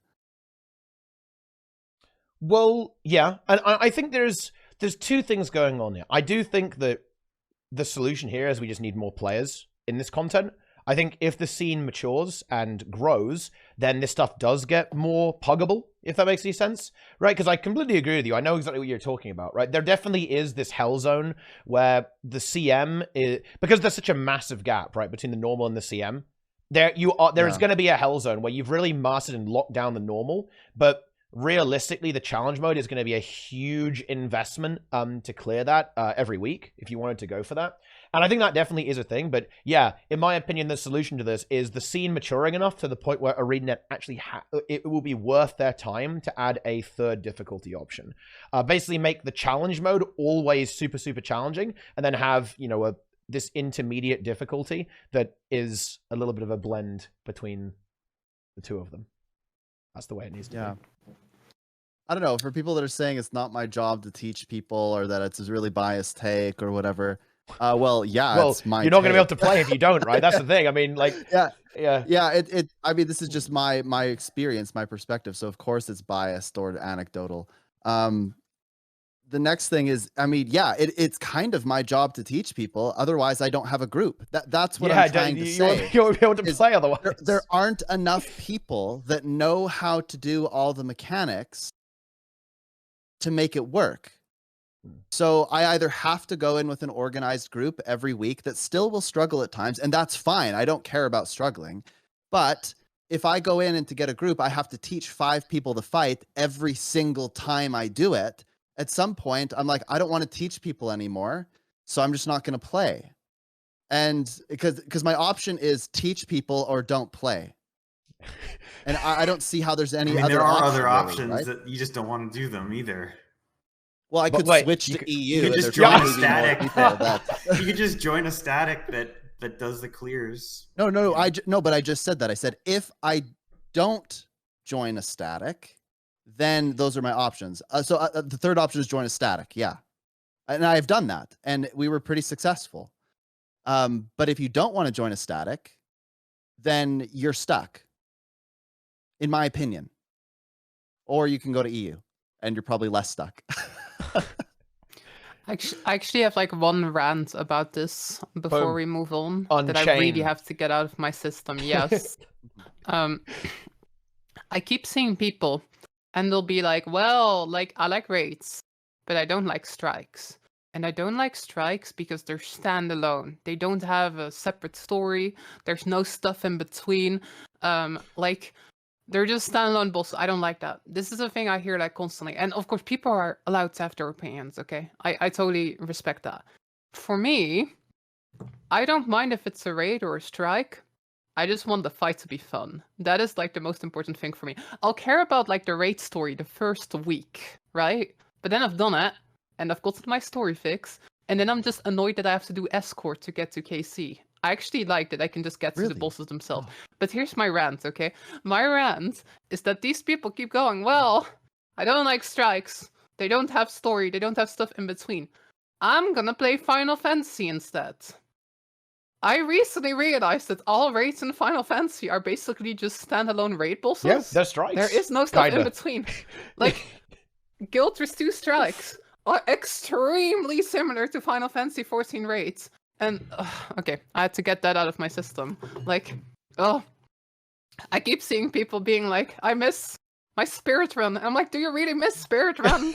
Like, is that your favorite thing about the raid? Well, listen, Like, I don't miss Spirit Run, but I do love Wing 7 Gate. Oh, Doing yeah. Gate every week is so good. Oh my god, I love it. I mean, I do care about the lore Save their and the static by story. doing gate. I can get my story fix in the story. I don't mind that much if there's story in my raid boss. Okay, this is my rant. I talked about how I think that Wing 8 might happen earlier because I think it would be hype. But honestly, I don't care at all. Like, I'll get my story in the story, and I just want fun fights. And I think actually a lot of the issues people have with strikes is exactly what you're describing, Sneb. With like the difficulty just being kind of in this awkward spot for a lot of people, where it's like, I guess, like slightly too hard to pug in a lot of cases. Whereas like raids are kind of at the point where if you pug them, it still works out usually. I think that's actually maybe the real reason, but people are actually like thinking that it must be because there's no Spirit Run and there's no escort. Oh, okay, it's my rant. Wow. Thank you for coming to my TED Talk. Yeah. There is the speedrun element, right? That I think that does make the raids fun, but that's that's a bit of a minority, right? Not many people do that. I mean, Teapot, let's think about it like this. Okay. If tomorrow we were to hold a strike speedrun tournament. Yeah, it'd be lame. It'd be lame as fuck. Yeah. That's because But movement But is, why? Yeah, I think this is important that people understand. But why? Well, it's because there's no movement. Because That's true. a really interesting part about speedrunning is moving. Strike mesh, a lot of the strategy, a lot of the nuance is in the movement and how you get from boss to boss, right? But you know, that's not many people do that. Like, yeah, maybe we can encourage people to do it with the Ready Check Cup, right? Am I right? But I think I think the reason that I talked about is still the main reason. I think it's really nice as a gamer to feel like, you know, there's a dev out there, you know, there are developers out there who are like, oh yeah, I made this for you, right? Am I crazy? Like, yeah. And strikes don't have that much, nearly have that as much as raids, right? With raids, it's very much, yeah, we made this for you. And with strikes, it's like, oh yeah, we kind of made this for you. It's, you know, yeah, a little bit. we built this with spare parts for you. Yeah, exactly. You know, like, we got to throw it together. And I actually want to be clear. I do not want to disrespect the devs whatsoever. I'm talking about the psychological stuff here, not the actual reality of the case. In my opinion, you know, I'll simp for Cameron here a little bit and the Encounters team. In my opinion, they really, really went out of their way to design some of these strike missions so that they would be enjoyable for the players who really like a challenge. Look, nobody expected Harvest Temple challenge mode, right? That team, they didn't have to do that. They did not have to make it that hard at all, right? They didn't, and they did. And they did very specifically. And they didn't nerf it either, very specifically. So, to be clear, I'm not disrespecting the team or ArenaNet's design philosophy here, right? I'm just saying that this is why people perceive it this way, rather than, oh, this necessarily like is something that is worthy of critique. Because I think I'm a big fan of strike missions. I am a big fan of strike missions, actually. And I think that they are, I always have been. You can go and look at my YouTube videos, right? And I think they did a really good job. And I hope they continue to add more strikes. And you know what? Back to the original re-railing. I think we're getting 2 strike missions this year. Let's go. maybe even 3. Oh, very Yeah, sure see, on that. I think Yeah. it's 2 as well. Yeah. One per story, I think. Two I'll go with that. strikes, one fractal. Is what I think. That was the next time I was going to go. I really want to Okay. talk about fractals, actually. Sneb, Because I recently juice started me. learning them. Juice my goose. Okay, so for some context here, I have never truly played fractals. There was one time where you, Teapot, and Grim, you like carried me through 100 CM, and I had no idea what was going on, and so I had the title, but that's that's it. Right? I'd done them a couple times because other people, I would say, oh, I never really do fractals, and they go, what? And then they drag me through them, but I had never learned them. Okay. And so I was curious about them because, well, I've raided for so long, so what the heck, right? And fractals are very interesting to me because I actually quite enjoy them. I think that they're not super hard. I think the CMs, they have some complexity to them, and that makes them kind of fun. But I don't find them particularly difficult. Now, granted, I played in one LFG group, and I played in like 3 groups where I had some really good people that were teaching me. But even in the LFG group, I didn't think that it was out of reach or anything. I could identify what was going wrong, and then we made adjustments, and we eventually figured it out. So I think fractals are excellent. However, I think the systems around fractals really hurt new players, and kind of I think the agony resistance is almost in contradiction to the rest of the game design. It's like, oh, it's really easy to get gear and throw on gear and then, jump in. Unless it's fractals, then you got to have all your agony resistance. Oh, and by the way, agony resistance factors into your build design. And so if you don't have the right agony resistance on certain things, then, well, that's going to throw off your build potentially. And I think it complicates things unnecessarily.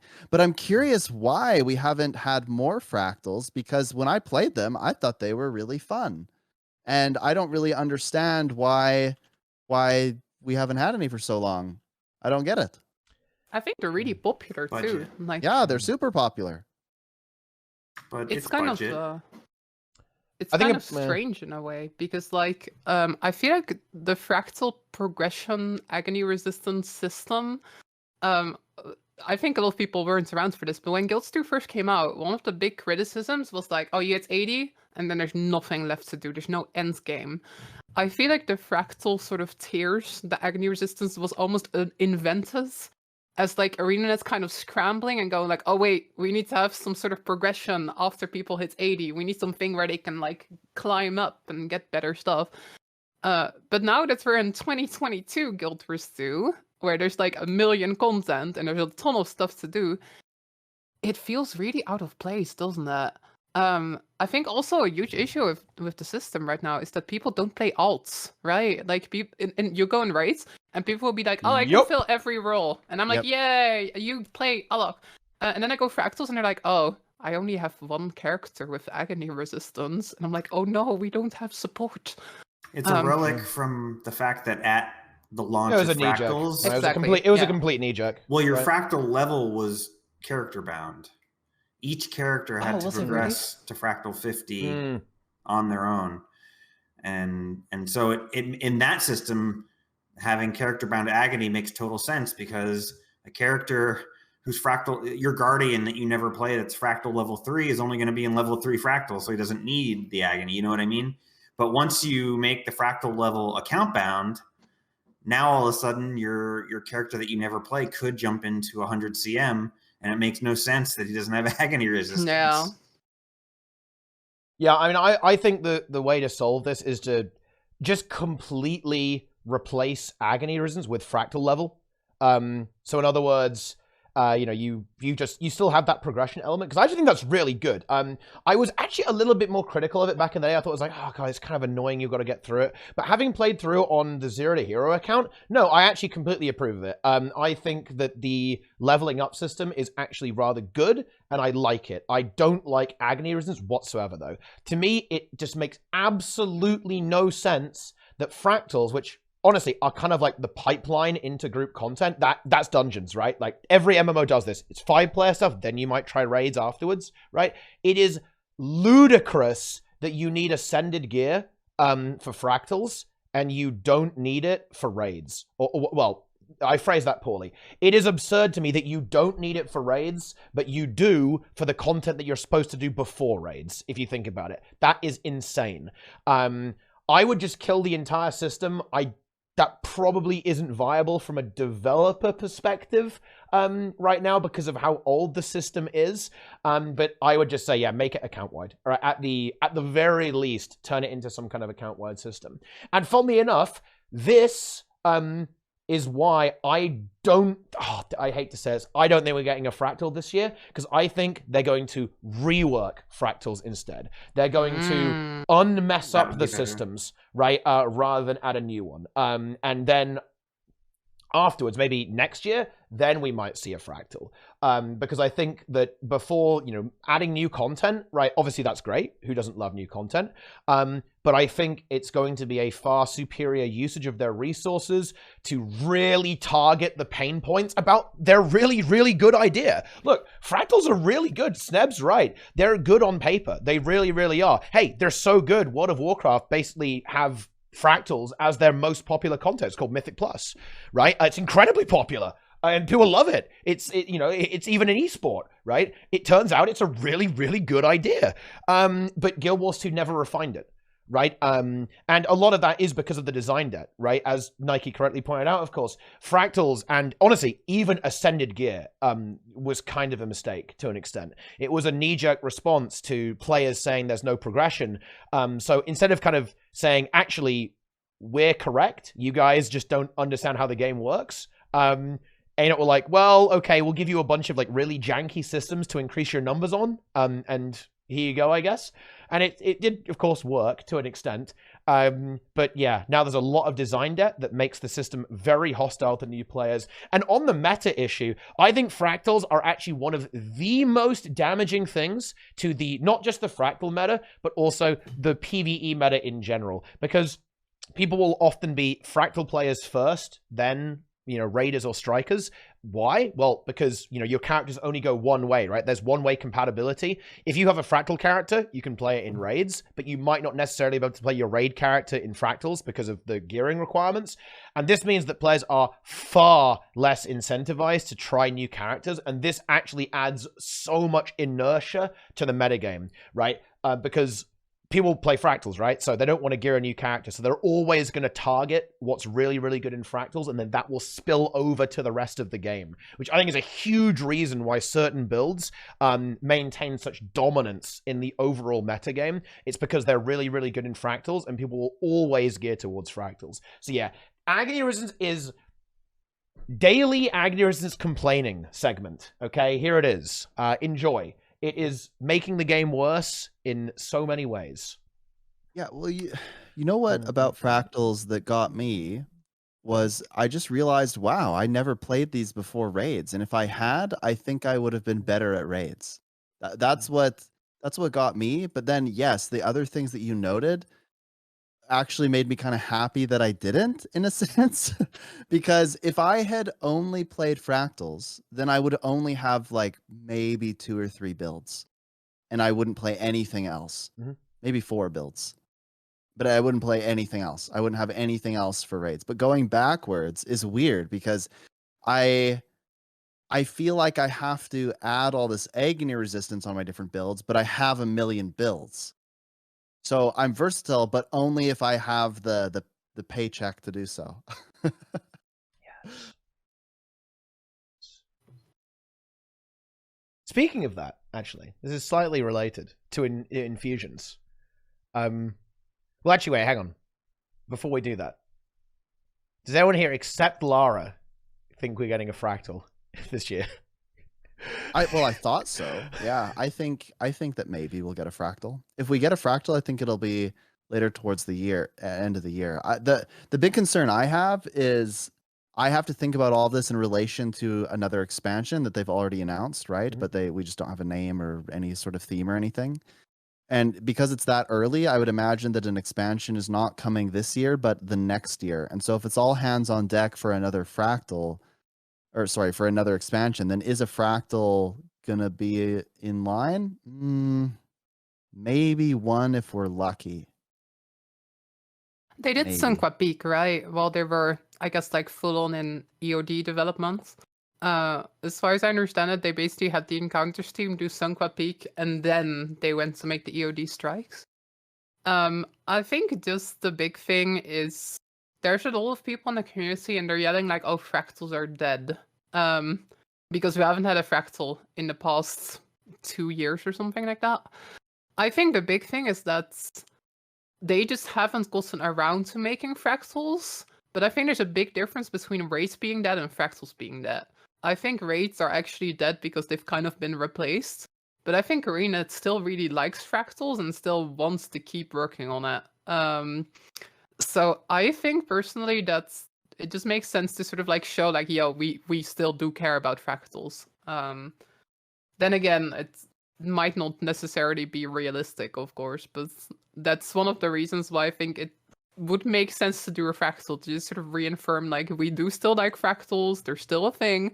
We just haven't done one in a while because we've been doing strikes instead, but here's a new fractal. Oh, for sure. Yeah, I think the replacement thing is really key to point out. And yeah, 5-player content is super important for games, right? Because there's this classic meme. It's the MMO Inks meme, right? It's like, you know, I've got 5 friends, but I can't find 5 more, right? And I think that's so true. It is so much easier to get a group of 5 people together than it is to get a squad together, right? And that's why I do agree. I think they will try to get fractals kind of back into the mix. I don't think they're dead. Because yeah, raids are unfortunately dead, guys. Wing 8 is copium, right? That, you know, times since the last raid, it's only going up. Destroyed. Glenna is in a char dungeon right now. Oh, wait, what? What are you talking about? Char dungeon? Captured by Burly Char. Yeah. And she's in the dungeon. Is this a new story arc, Glennagar? Right? Be. Is this it might be Glenna Truthers. Yeah. Yeah. Fractals. Yeah. You know something else I think they're going to do? Oh, I think will be really good.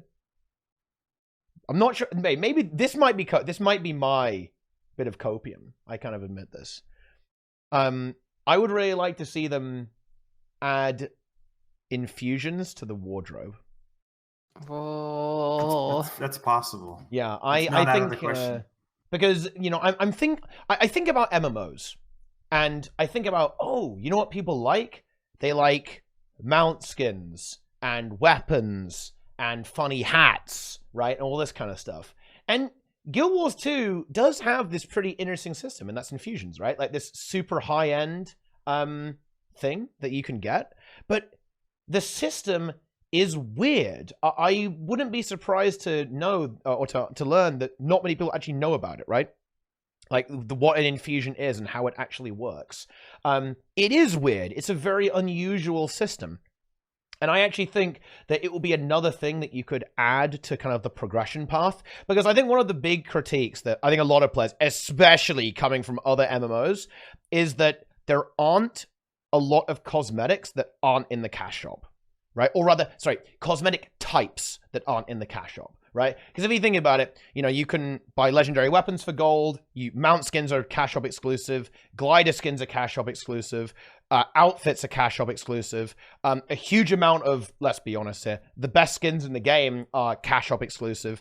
So I think there is a pretty major complaint here from a lot of players, especially coming from games like World of Warcraft, that there's not a lot of stuff that's in the game that is a really kind of high-end thing that you can kind of go for, right? And I think infusions, funnily enough, do really fit that. They fit that build pretty well, in my opinion. I think that making that system kind of like right in people's faces, kind of like they did with legendaries with the Seasons of the Dragons. You're like, oh yeah, look, here's a legendary, by the way. Look how convenient this is with the legendary armory. Maybe you should get some more legendaries. Maybe you should swipe for those legendaries. I don't know.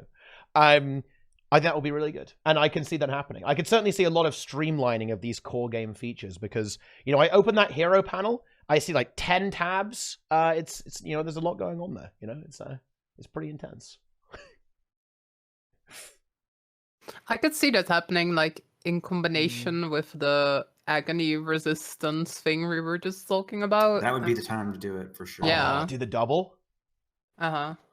If you're gonna Make touch like the system, you gotta infusions touch like the whole thing. purely, almost make infusions like a purely cosmetic thing. And not sure if they You still do want that. the stats. I still want the Yeah. stats, but you could get rid of the AR for sure. Mm-hmm. That would be fine. That would be big. That would be huge. That would be a significant rework of how the gear works, though. Good. I'll have my chack on every character. Yep. Yeah. I really want that, but I'm not sure if I believe. You don't believe? Like, yeah, I'm not sure, but I just feel like it's Make been a daily Reddit while. post like the people that are mad about AFK farming. That's true. Oh my gosh. I'll put you can do like I'm posting a picture of a chack to the subreddit every day until ArenaNet allow me to have the chack in the wardrobe. You know, that's the meme you do, right? Is that what people do on Twitter? They do like every single day. I'm gonna tweet at you until you do something. Hire like a degen in the artist in the community to draw like hentai chacks, and post those to the subreddit. Wow. Yeah. Do you know about the guy who like camped out outside SpaceX or something and said that he was gonna stay there as long as it took to get a hug from Elon Musk? What? I mean, did he get a hug? Oh, but wait. No, but wait. But then Elon apparently agreed to meet with him, but the guy doubled down. He said, "No, I want a hug." And then the security was like, "Nah, never mind. He's too busy." And then he made some TikTok where he was like crying about how he should have just met him. It's like, "Oh, dude, you're gonna be there forever." And he's like in a tent or something. I don't know all the details, but yeah. Thank God Elon's supporters are very hinged. They have it all figured out. And that is a I wonder little if that guy unhinged. spent $8 for a check mark. Yeah, he's probably verified now. Yeah, he's in. He's got the Tesla stock as well. It's big. He's got the full package. Yeah, I mean, I don't know. I think that systemic reworks are pretty good. So I have oh, go ahead.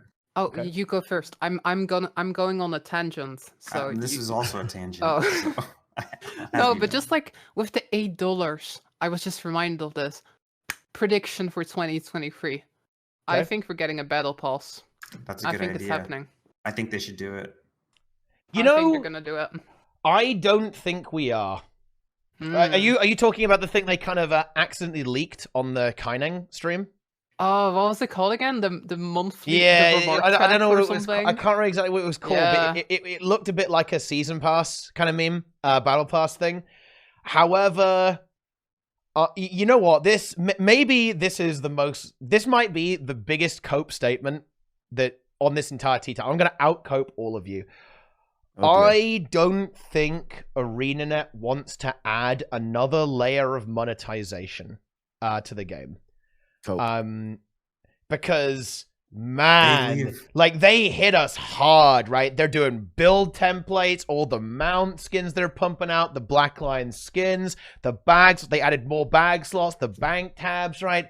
Are they really gonna hit us with another layer on top of that? There's no way. It's weird how much money they leave on the table that they could be monetizing. Like, why aren't there footfalls in the cash shop? I know it's like, oh, we want legendaries to have footfalls. You could have a fucking clown footfall. When your character walks, little clowns spring up behind you.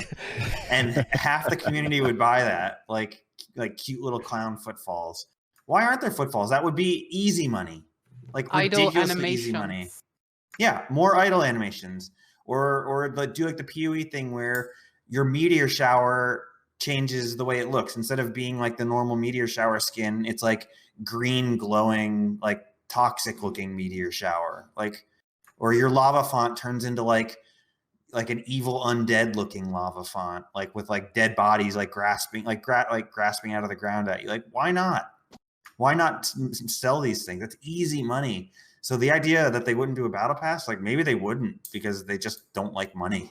Like, What do we mean by battle pass though? Because when I think battle pass, what I think is you're paying to essentially be in some kind of little club. So maybe you get a a deal on certain things, or you get like there's an exclusive discount for people who are Battle Pass subscribers. And when you're a Battle Pass subscriber, maybe it's $10 a month and you get $10 worth of gems, and because you're in the Battle Pass, you also have like a special title. That's more like a or VIP something. program. Yeah, I mean, Yeah, not Battle Pass is. I have no idea. I don't know how the game industry got away with this. By the way, so the game is like, okay, so we sold them skins. Okay, yeah, that's good. What if? Check this out. Check this out. What if we sold them not the skins, but the ability to unlock the skins? So you don't get the skin. You have to then play the game to unlock the skin after paying money. You're buying the rewards for the content. It's like they add a new fractal and they add a bunch of achievements for the fractal. Oh, that's garbage. But then you pay for the battle pass, and the battle pass is like, once you finish all the achievements, you get this reward if you've paid for the battle pass. It's one of the weirdest things. One of the craziest things in the game industry, in my opinion. Like, when you tie it to new content like that, it sounds bad. Yeah. But if you use it to revitalize old content, it doesn't seem as predatory to me. Like, if they went back and said, like, okay, for the month of February, you have to do every single dungeon path, and if you do it, you get like a new armor set, or you get like a Lupicus skin or something like that. Then that doesn't seem as predatory to me if it's used to like revitalize old content, or if it's like, yeah, this month is gonna be like HOT metas, you know, like that stuff like that. I think would be fine. Let me almost rephrase this. I think we're gonna get a new monthly achievements. So not necessarily like the whole predatory battle pass thing, you know, where there's like huge FOMO. It's like you have to buy it, you have to play a bunch this month, otherwise you don't get the cool thing at the end. But I think they're gonna have some system that's vaguely familiar. Again, some of you might remember the monthly achievement we used to have. Basically, every month you would have like a bunch of like achievements you could do. I think there would be like kill a certain amount of enemies, do like 5 dungeons. I actually think that if you do it like a monthly achievements, it could actually be pretty good. Again, like revitalizing old parts of the game. Hey, do Ascalon Catacombs this month. I don't know. I think we've talked about this before in TeaTime, but I think a big thing for a lot of people who start playing Guild Wars 2 is that the game almost gives them too much freedom. Like, I think a lot of people hit level 80 and then they get very overwhelmed where they're like, I'm not sure what to do next. And I think just having like a thing that tells you like, this month you're gonna do Ice Boot Saga Strike missions, you're gonna do Ascalon Catacombs, you're gonna play 2 hours of Worlds vs. Worlds, I think that might actually end up being like a good thing. This is my prediction. I think that will get something along the lines of that. And then I hope it's going to be more towards a free, fun monthly achievement and less towards a FOMO battle pass. But something in that vague area. The rewards have to be FOMO, or else people just skip it. That's true. It has to be has to be. You will never get the spider meteor shower skill effect. If you don't do the battle I'm quitting pass if they add that. Oh, dude, that would be so good. No. Meteor shower with spiders raining down instead of meteors. That would be great. See, I'm okay with what I described before, some kind of VIP club, where you get, you know, a slight maybe discount, but it's a recurring like monthly subscription thing. So you get a slight discount on gems or something. And I'm talking very slight because otherwise it would really damage the economy. But it gives recurring revenue, more predictable revenue, ideally for them. Is it the best monetization practice in the world? Maybe not really, but I think that's better than, you know, no content because they don't know if they can justify it. It looks so bad though, right? You know, honestly, what I would want them to do, if they want to monetize the game, you can call me old-fashioned, guys, but I think they should just sell the game more often. You know, right now, what we get an expansion. We get an expansion every 3 to 4 years, right? Yes, yeah, kind of. It used to be 2, and then it was 4. Yeah, make it every 2. Make it every 2 and sell a box. Look, you can call me old-fashioned, guys.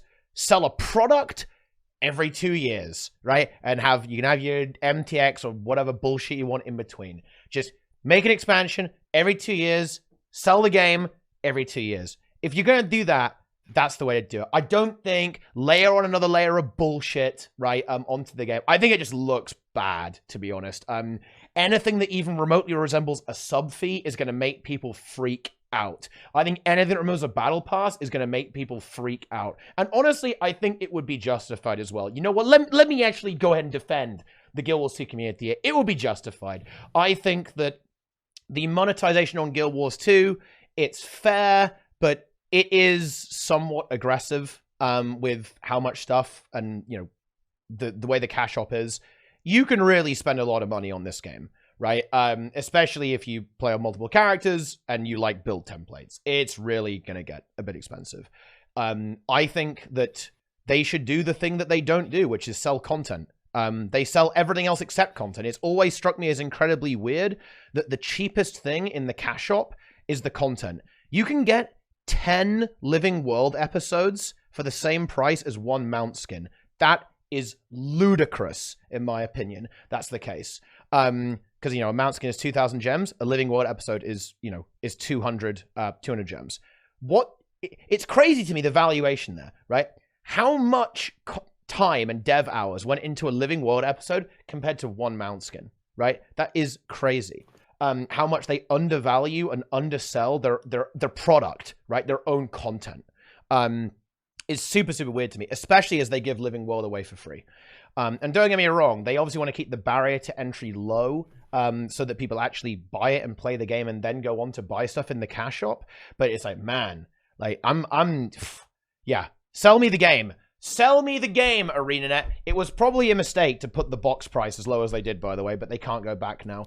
You know, if they were selling an expansion for, let's say, $40 every 2, or well, like even 50, right? Every 2 years, that would probably help a fair bit, right? Because, hey, didn't they already say this? EOD already outsold Path of Fire. You know, here we go. Let's go. We're making that big money. EOD was appropriately priced for the content that it launched with. What was the box price on launch? 30 or It's 30. 30.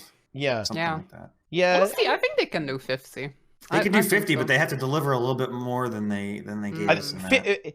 50 for like a 2-year cycle might be a little bit too much. I guess it depends like how frequently they're released. But look, I think it's definitely worth it. You know, look, this is where I'm changing sides. I'm now defending ArenaNet. Ooh, let's go.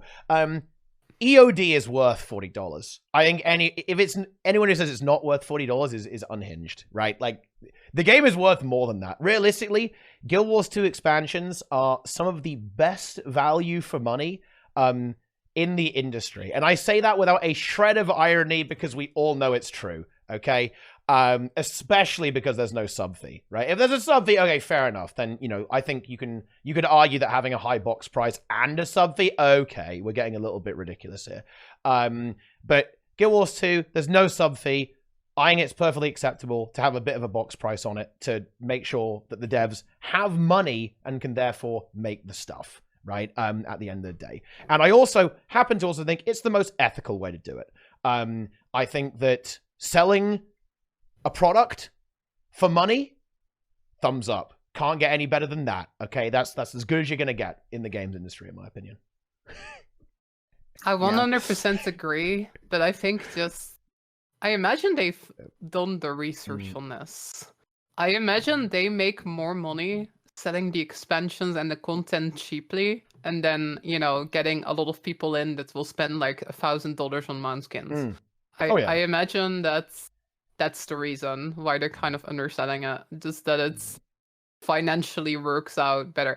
I do 100% agree though, like the Guild Wars 1 model, there wasn't even a cash shop in Guild Wars 1 for years at the start. It was just purely based on selling the campaigns. They were doing 6-month an expansion every 6 months, which is an unhinged pace. Didn't last very long, did it? Yeah, they burned themselves out, and they realized that adding new professions and new skills every 6 months would ruin PvP, which it did. And then they tried an even more extreme version of it in Guild Wars 2 as well. If you think about the Every historical 2 context, weeks. that's actually pretty funny. Like, ArenaNet were like, oh man, like doing all these expansions in Guild Wars 1, this is really intense. Then they were like, what if we did content every 2 weeks in our brand new MMO? Right? What about that? That would be so crazy, guys.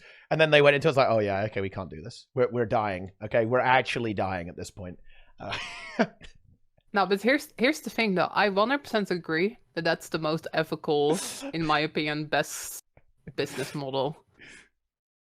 It's just like we're predicting, right? We're not just doing what we think should be the most ethical.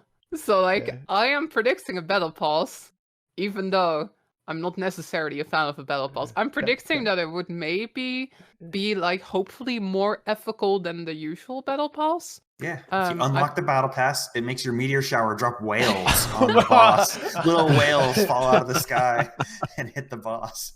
No, but for example, like Halo Infinite has a battle pass, and I haven't played that game, but I've been told that it doesn't run out. So like if you buy it, you can still go and finish that battle pass like 2 years later. Mhm. I think that's one of the things that makes it slightly more ethical, slightly more acceptable. I think ArenaNet would do something more on the ethical side, hopefully. But I think it's gonna happen. What do you think I'm not sure if I about? want it to happen, but I think it is gonna happen. What do you think about like side quests, selling side quests or achievements? I actually don't have a huge problem with that, depending on what it is, I guess. But in Guild Wars 1, they had the bonus mission packs. Did anyone play through those? Yeah. Yes. Yes. See, I don't have a problem with that. Like they were what, like $10 to buy those bonus mission packs, and it's not like they were hours and hours and hours and hours and hours and hours of content, right? But it was kind of fun, gave you some different skins, you know, introduced you to some things from the lore and whatever. And I had no issue with that. I thought it was kind of like a mini expansion, you know?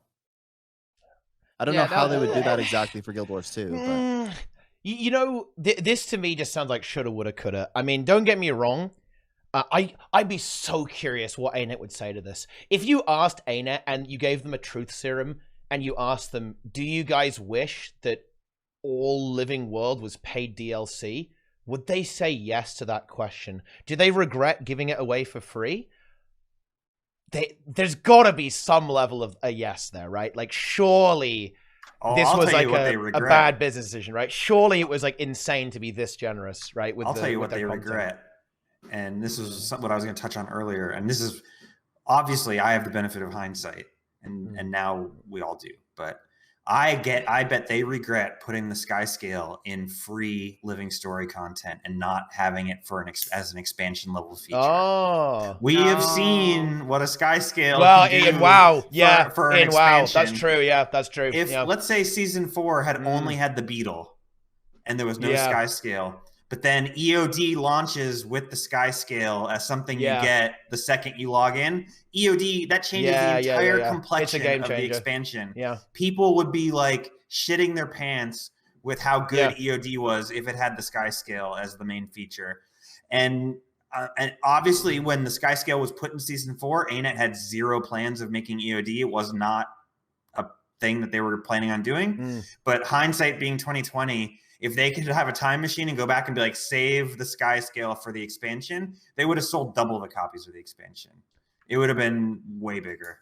It is true, because Dragonfly has popped off because of a big part of that is because of dragon riding, right? People fucking love that shit. They're all over it. And of course, it being an expansion, oh man, you know, you got to hand it to Blizzard. They can be pretty smart sometimes, okay? You know, they're maybe not Warcraft 3 Blizzard, but they still know what they're doing. They built so much content. They designed the expansion around dragon riding. And so that feature, instead of being like, oh, it's something that actually kind of breaks the game is designed to complement that feature as well, right? Dragonfly, they did a good job there, right? You know, even if you're a WoW hater, you've got to tip the hat. They really nailed that. I'm not going to lie.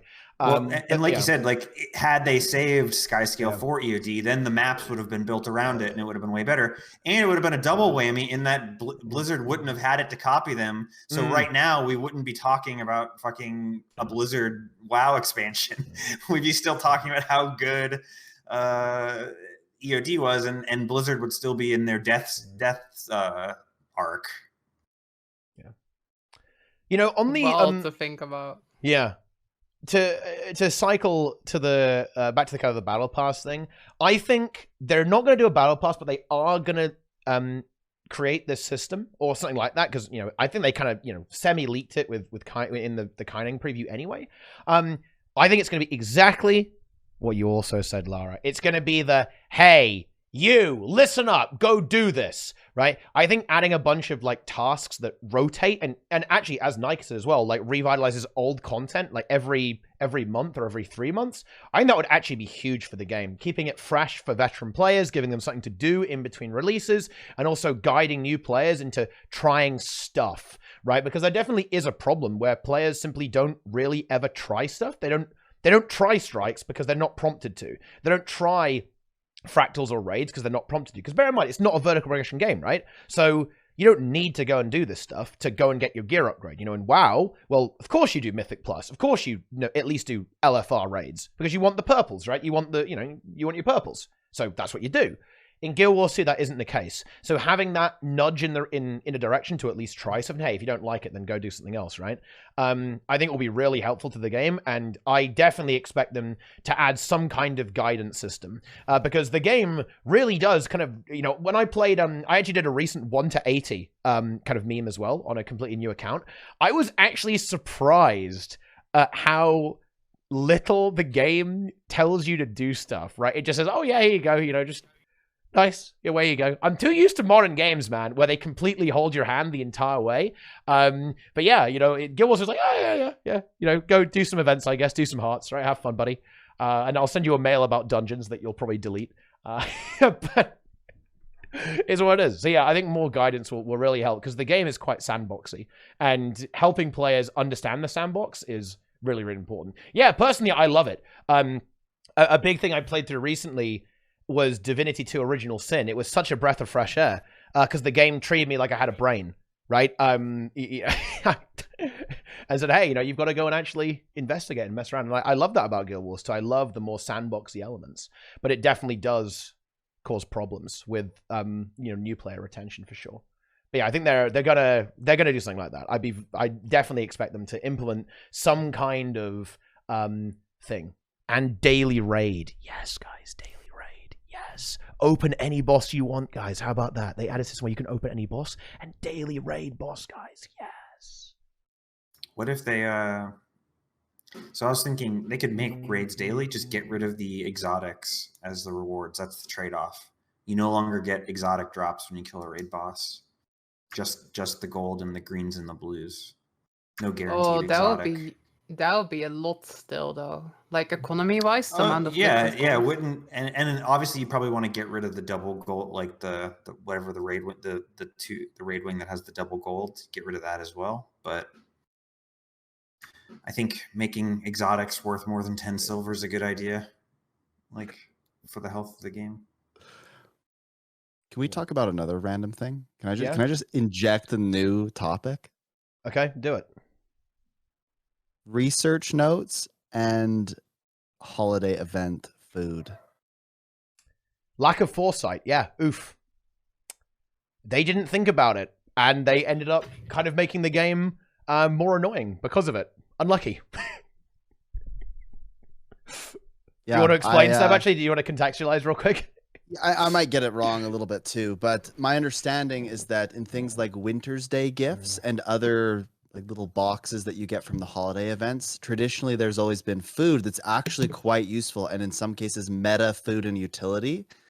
And so they were super inexpensive, and holiday events were hard farmed because of that, and people really enjoyed it. But when they introduced research notes, because a lot of these things actually could be crafted, but crafting it was way more expensive than actually just, opening boxes and getting it. Because it could be crafted, you could research them. And so to not devalue research notes, they just removed these food items from the boxes. Yikes. Yeah, and Yes, so a lot of they people did. are very upset by this. And frankly, like it did take a lot of the fun out of Winter's Day for me. I'm not gonna lie. And maybe that's weird. I don't know. I've been kind of sitting back, self-evaluating. Like, wait, was the food really that important to me? And I was kind of like, yeah, I really liked getting the fruitcake. Okay, I liked getting that because every year I would hoard all the fruitcake I needed and all the tuning crystals or whatever, the icicles, so that I could use them for my power and Condi builds. But then suddenly I didn't have any. So I couldn't store up on them. I like Yeah. the change. I'll be the counterpoint. It means that there were less people streaming that stupid jumping puzzle over and over again Yes. all day. So I didn't have to see Freezy. I didn't have to see the jumping puzzle. I didn't have to see Bell Choir. I didn't have to see any of that dumb shit taking up the Guild Wars 2 directory on Twitch for a whole month and a half like I normally do. So that's good. It's a positive. You don't like Freezy? I kind of like Freezy. I only Freezy's like big. Freezy if it's complete Safari. Ah, yes. How do you feel about Fungus Among Us? It's okay. It's not for me, but Yeah. it's okay. Have you done Fungus Among Us, Sneb? I watch you do it, and then I think about going to the dentist rather than doing that for 4 hours. But Wow. So you're not a fan. Lara, are you experienced with Fungus Among Us? I have been so tempted to give it a try. Yeah. Like there's like I don't remember the exact number, but everyone's like trying to get like sub 1 minute, I think. Yeah. I'm the kind of like crazy person who enjoys this. My highlights of Halloween was doing the clock tower backwards, and my highlight of Winter's Day was doing the jumping puzzle backwards. I'm down for this kind of stuff. Okay. Yeah. I've been tempted to give it Yeah, a it's the shot. latest challenge. You know, we've dried up on content so much that we're doing Fungus Among Us speedruns. Innovating the strats. Pretty good. Yeah. Yeah. Backwards sub-minute runs. Now that would be big. That would be weird because of the way the abilities work, but it would be pretty huge content. You know what I really want to get into? I really want to get into rules completion speedrunning. That seems so fun to me. See, Like I could get into that. Yeah. Like a 9-hour Tyria rules completion, Holy and then shit. using all the strats That is and stuff. hardcore. Oh, that seems so fun to me. That is big. What would make what thing could ArenaNet do, Sneb, that would make you become completely unhinged? Like in a good way or In a good way. In a good way. Oh, Maybe okay. in a bad. What about in a bad way? Actually, like what about both? What about both? Okay, good way. Okay. If I was like just exploding with just so happy, then this whole year would look like this. They come out and they say, yes, Wing 8, and it's like the deep, and I don't know. I think just the deep would be cool for Wing 8. Okay. With like 3 bosses, and then they add like 2 new fractals and 2 new strike missions. Mm-hmm. If they did that, I'd be like, wow, that's good. I like it. You know, I'd be quite impressed if they could do that. Oh, and Alliances come out. Yeah, and Alliances. Okay. Yeah. And they delete PvP. No, I'm just kidding. No, I like PvP. If they added a new map to PvP and or some new rewards or something, I'd probably go play PvP. Oh, I just thought of another prediction. Okay. New World versus World map. Not yet. Not in 2023. You think so? Nah, no way. Expansion level feature. Yeah, that's like an X-Pac thing. Yeah, I can see it in X-Pac. You know. This is total copium as well. But if they added like 10v10 GVG, like a ranked guild system, like an actual, I would think that would be one of the coolest things ever. Yeah. No, I don't see it, to be honest. Like GVG is extremely niche. The only reason the GVG community exists is because people like go out of their way to schedule this stuff and fight with each other. 15 people is a lot, right? It's a lot of 10. people. This would be like a different thing. I mean, honestly, well, bad news. The GVG community hates any kind of change, so they'd be big mad. But to be honest, you know what? I'm in some ways opposed to it. I like that world versus world is sandboxy and player defined. You know, I think that part of the reason why the really famous World versus World guilds, the old school, like, you know, Team Aggression and Redguard, I think part of the reason why they're so legendary is actually because World versus World isn't structured. It's because you have these super weird dynamic encounters that are very unusual, right, with the way that they actually operate. I think that's actually a really important part of it. I think making it instance, making it structured, in some sense makes it a little bit less magical. It makes it a little bit less interesting. I think giving players control and the ability to make their own game modes and have their own battles and rules is actually one of the biggest things that makes World versus World great. And I am anti making an actual structured GVG. I am massively in favor of making the guild hall system actually work properly so that guilds can fight each other easily whenever they want in a non-scuffed environment, but I actually wouldn't make it into an official game mode because I think World versus World as a sandbox is the way it's meant to be. I want them to go back to requiring you to complete the jumping puzzle in Obsidian Sanctum to finish any legendary. That was funny, yeah. You have to finish the Obsidian Sanctum jumping puzzle to finish your legendary. No way around it. Okay, I have a better idea. Okay, I just realized the number one thing that I think would be so cool that will absolutely never happen, but if they did, I would be so happy. Okay. Do you remember Guild Wars 1 factions where you could do. own cities and you could like fight for territory? It made guilds meaningful and you could go do PvE stuff to like donate faction and whatever. Yeah. That's something like that.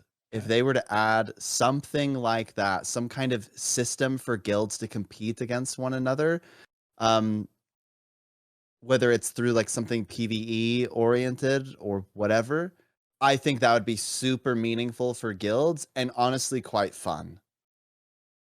I think anything that engages the guild system would be the number one thing for me, actually, even beyond a new raid.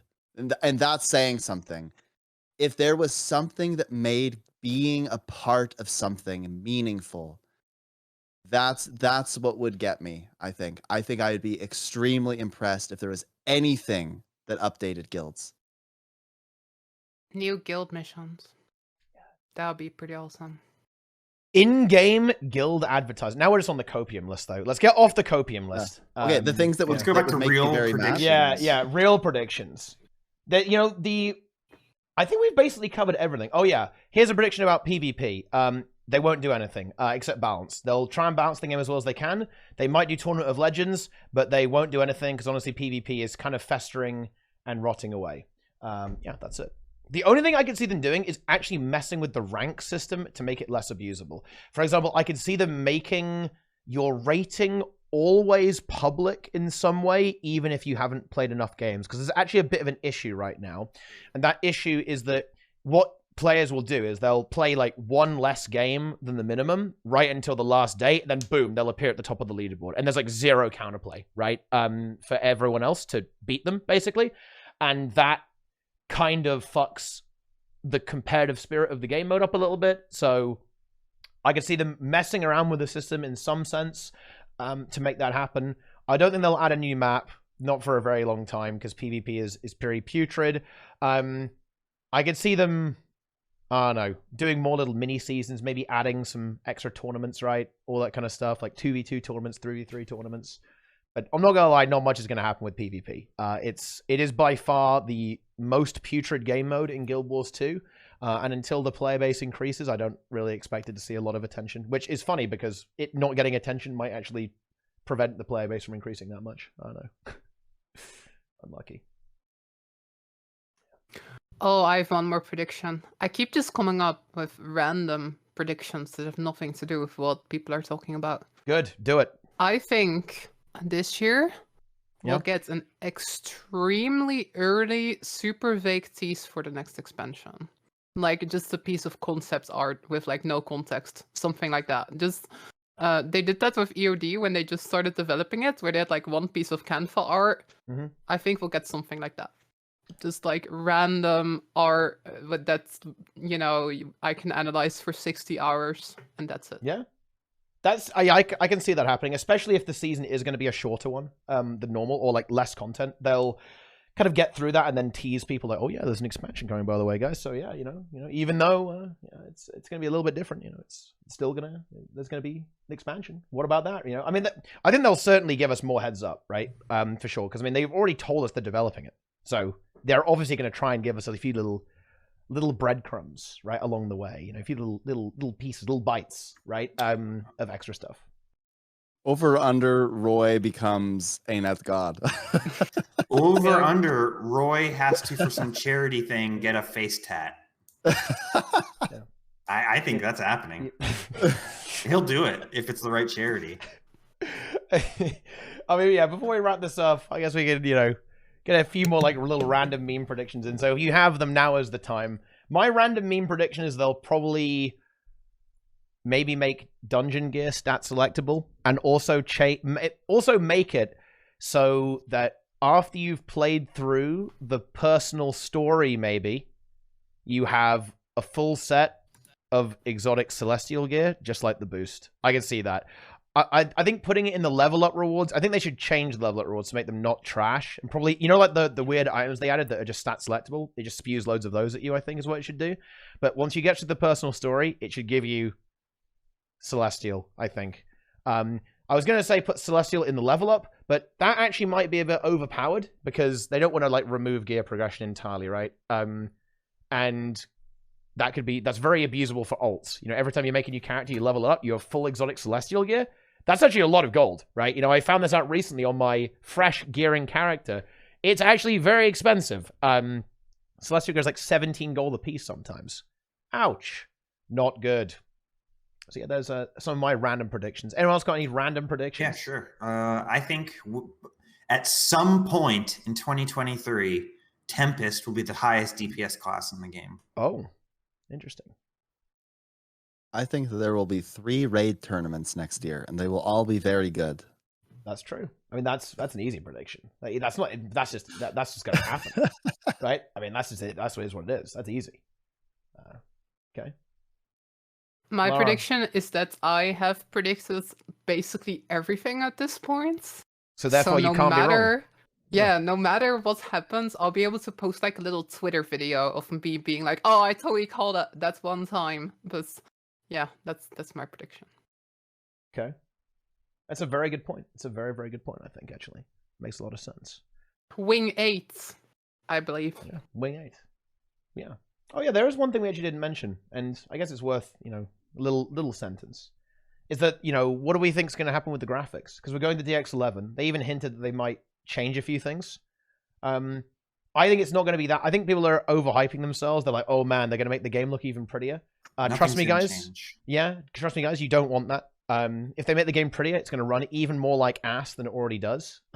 So they might tighten up a few textures here and there. What they'll probably do is definitely split post-processing. Like I'd be amazed if they didn't do that, because they accidentally turned post-processing on and you couldn't turn it off. And people got flamed, and everyone basically just vented about how much they hate how bad the setting is. So I think it's going to go, yes, easy credit. Just split the setting up a little bit in our menu, and then boom, everyone's going to love us. So I think they could definitely do that. They have confirmed that Bloom is going to be a separate setting at least. Yes. They've already confirmed that even. It's going to happen. It is going to happen. And I can see them maybe looking at the lighting, right? Because I think DX11 can do some fun stuff with the lighting, some of the particle effects, shadows, and stuff like that. RTX is coming, guys. Unfortunately not. Imagine RTX Guild Wars 2 Edition. Like, you can maybe, play the game at a slideshow. It's going to be fun. Will we find out what this Unreal Engine project that ArenaNet has been hiring for is in 2023? That's a good question. It's like, what is it? An established fantasy IP or something like that, they said? Yeah. There's like a whole arc to this even. So there was like a rumor for a while that NCSoft was like partnering with Sony to make some Horizon MMO. And then people were speculating that maybe that was ArenaNet's projects. But I actually think it's less likely now, because apparently if you go to the website of the Horizon devs, they seem to be hiring for an online MMO project themselves. So I think that it's actually not that likely anymore that ArenaNet is doing the Horizon MMO. Unless ArenaNet's co-developing. Yeah, that might be a thing, that they're like giving their expertise or something. Yeah, because that could have happened I with think it's gonna be something else. I don't think it's gonna be Horizon. Yeah. I mean, yeah, I was going to say that kind of happened with New World a little bit, right? That was ManaWorks. I think Nike, you mentioned this to me a while back, right? That ManaWorks kind of did a lot of the PvE stuff for New World, I think, or at least some of it, which was pretty interesting. So that it could be a deal like that. But yeah, I know it is very interesting. I'm almost surprised they went for they kind of got burned, right, for working on alternative projects pretty hard, actually. It's almost a little interesting that they're going for it again.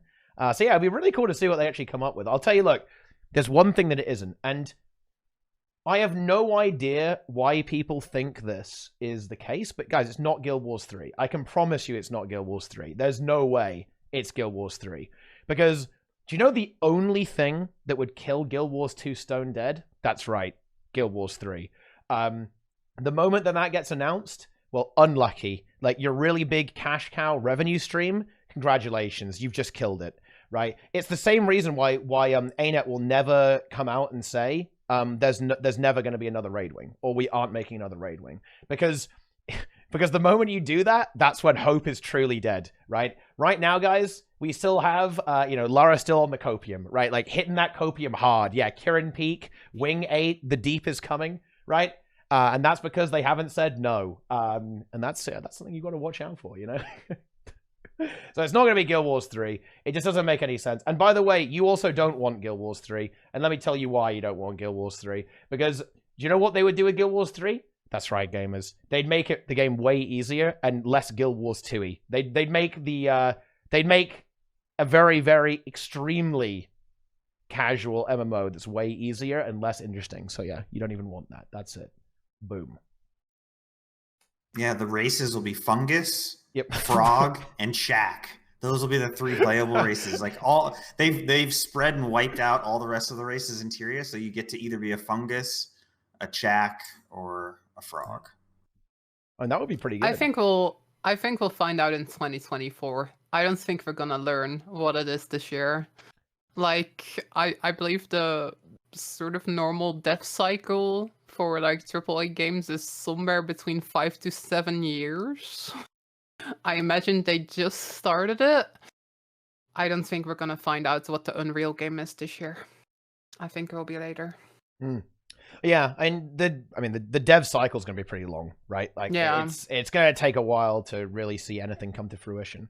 But yeah, it's very interesting to see what it's going to be. It's going to be another MMO, or if it's going to be I feel like ArenaNet would love to make a co-op game, not an MMO. You know what I mean?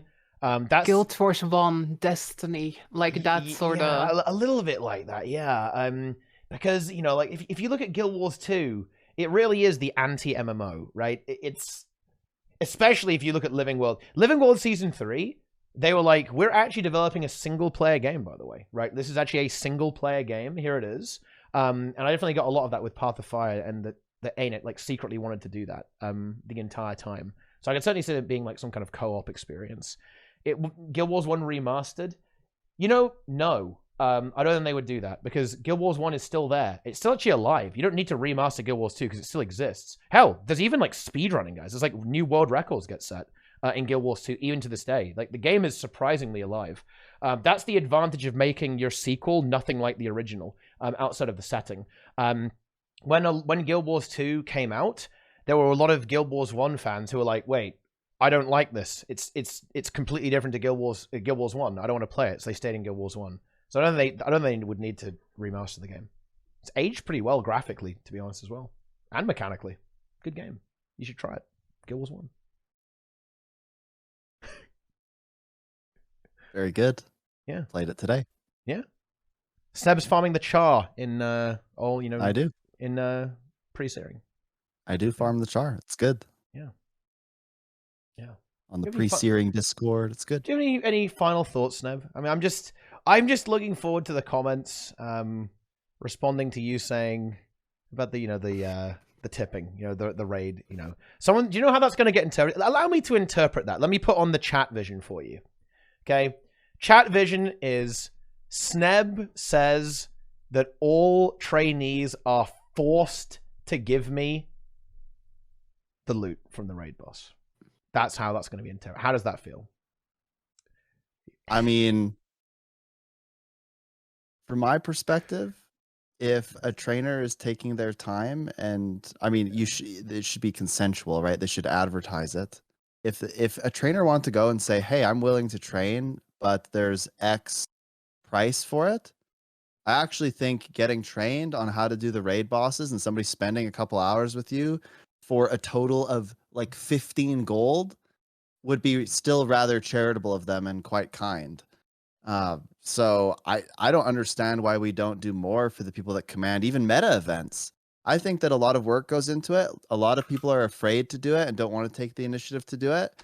Oh. And I suppose if we were to reward the people that do take that initiative, that more people would want to do it, and thus there would be less of a problem with people not being able to find groups, etc., or get trained in general. Because right now there's a lot of people that complain that no one ever trains, I can never find a trainer, it's impossible to find a trainer, blah blah blah blah blah blah blah, and then they get mad at trainers. It's just kind of this like constant cycle, you know. But I think that if there was some kind of culture where people were to show some appreciation for trainers, that more people would want to train. And I think that could help the community. This is a big... Sneb, check, you got to like this. Check this out. The trainees have to donate the dropped kill proof to the Commander's Guild, so they're forced to always join training because they have 0 KP. That is a bad idea. So you lock them in. Like, they're never able to join any groups except your training runs. So they're forced to keep paying. It's a very Dennis system move. You're nurturing dependence. But on that note, what a series of predictions, guys. What a series of unhinged predictions for Guild Wars 2. I mean, it's going to be an exciting year. I know that for sure. I'm not expecting it to be the most content-filled year because, again, of the context of the development of Ender Dragons and like where ArenaNet is right now. But I am expecting to hopefully see a lot of the the philosophy of ArenaNet really come into play, actually. And, well, they've got to prove it now. They talked a lot of talk last year and were walking a little bit of walk. Now they really have to deliver on that. So let's see if they can come up with it. Let's see what they've got. I'm not sure if 2023 is the year of Guild Wars 2. Might have to wait for 2024 for that, guys. See, I'm delaying it. It was we're delaying it, guys. 2022. That was the year of Guild Wars 2? I mean, maybe Yes. it was. Wow. Okay, maybe it was. But anyway, we'll certainly see. It'll be an exciting one. And, of course, you know what, YouTube? I'm going to distract all of you. You should, instead of flaming us, you should go ahead and just tell us your predictions. What are you predicting is going to happen? Who here on the panel is on copium? Who is being realistic? Who is a doomer? Who is the optimist? I don't know. You guys tell us, because, you know, who knows? Who knows at this point? Okay, maybe we're all wrong. Maybe we're all right. I don't know. But anyway, I think that's going to about wrap things up for this tea time. Thank you all for watching very much.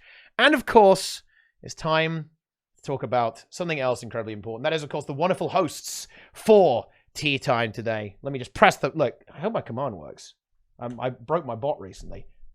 It worked. Let's go. And look, it even embeds it. Look at that. It even embeds it in Twitch now. Check that out. That's pretty good, isn't it? But anyway, gamers. Who's going first, actually? Okay, Sneb was first on the bot says Sneb is first. Therefore, Sneb goes first. Boom. Hello, I am the leader of a guild. That sounds so artificial. Yeah. I lead a guild called the Skane Gang, okay? And we are on NA and EU, and we put people into raid groups. We're like Tinder, but for raids, okay? You swipe right, we're like, all right, now you're on a team. And you have to pay the commander. Yeah, you're forced to be the commander and pay them. Wait, you're paying yourself? Anyway, we have like 90 groups, and there's a lot of people, and there's 3 guilds, and it's pretty good, and we have a good time. So yeah, check us out, discord.gg/Skane Gang if you're interested. Otherwise, check me on Twitch. I live stream like 3-ish days a week. Twitch.tv/Snebzor. And I say things on Twitter sometimes. Nice. Okay, who's next? That's right. Boom. The bot says it is Lara. Therefore, it is you. Tell us about yourself. Thank you, Bull. Hello. My name is Serenity. I actually I like Guild Wars 2. You might have guessed that. You can watch me on Twitch most evenings. I'm also on YouTube. I tweet sometimes. I am really positive. That's my thing. So, you know, if you're like watching some doomer opinions, then you should go watch my stream to like, Boom. you know, to compensate, to get the acidity level back to normal. That's my thing. I'm very optimistic. I like the game. I think there will be Wing 8 next year. It's totally happening, y'all. Like, when it's happening, all of you will have to say that I was right. It's gonna be great. I'm so excited. Right. Okay. Okay. Scampy in the Thanks for having chat. me on the show. Hey, always a pleasure. Of course, finally, it is Nike bringing the energy, Yep. bringing the You- content. Content god, Nike. You can come to my Twitch and watch me do the Tour de Zwift coming up this month. Oh. Big Tuesday, Thursdays every week this month. And then you can come to my YouTube where there's new Guild Wars 2 stuff whenever I am inspired to make content, which will inevitably be Meta released. train guides, meta event guides. Yep. Spellbreak. Hammer, Spellbreaker guides, Yeah. if that's your thing. There's a lot of big. good content there. You know, you should definitely check it out. Onion farming as well. Open world gathering, right? Gathering Yep. is Gathering a guides. big part of that. Yeah. And So- I will teach you the overall message of my channel is that I teach you to reach gaming nirvana, where you no longer have emotional investment in the outcome of a game franchise that you're not the CEO of. So when good things happen, you're like, oh, that's a very good thing that happened. And when a bad thing happens, you just go, whatever, dude. I'll go do something else. And that's what you need to, that's the attitude to have. Okay. Well, there is that, of course. Everyone here can follow with the !hosts command. Go follow all those wonderful creators entertaining you today and making some predictions that we can look back on fondly as the year progresses. Let's hope at least some of them age pretty well. But yeah, follow those streams below in the YouTube description, and of course on Twitch as well. Definitely follow my stream as well, guys. TeaTime is back, and look, here's another prediction for you. Let's see how well this is going to age. I'm really going to try and make an effort to do a lot more TeaTimes this time. You know, there's been some gaps in the schedule this year. I've been pretty bad at time management, but don't worry. You know, I'm fixing that. You know, no copium. Going to be on time. We're going to try and have some kind of maybe off-topic tea times, just about some random stuff. Have some different guests on to talk about things that might not even be to do with Guild Wars 2. Kind of mix it up a little bit, you know. Get some exciting things going down, and you know, deliver a continuous stream of content to all of you. So you've always got something to listen to. We're going to have so many tea times, you can just listen to the entire thing on loop and you'll never get through it. But, well, yeah, that probably already actually is true, actually, isn't it? But, yeah, never mind. Meme, good call. But anyway, that's it. Follow, subscribe to everyone here. Hand over all of your money, okay, to our battle passes that we're adding to our own channels. And be sure to watch all the other tea times too in the YouTube playlist. But that's it, gamers. Thank you very much for watching. I'll be back in a moment after a short break. I'm changing the text. I'm not making it say the stream's starting soon. Boom. I've changed it. Okay. We're out. Thanks for watching, gamers. Hope you enjoyed the tea time. We'll see you all next time. Farewell, my friends, and thanks to my wonderful hosts. Take it easy, gamers. Another outro.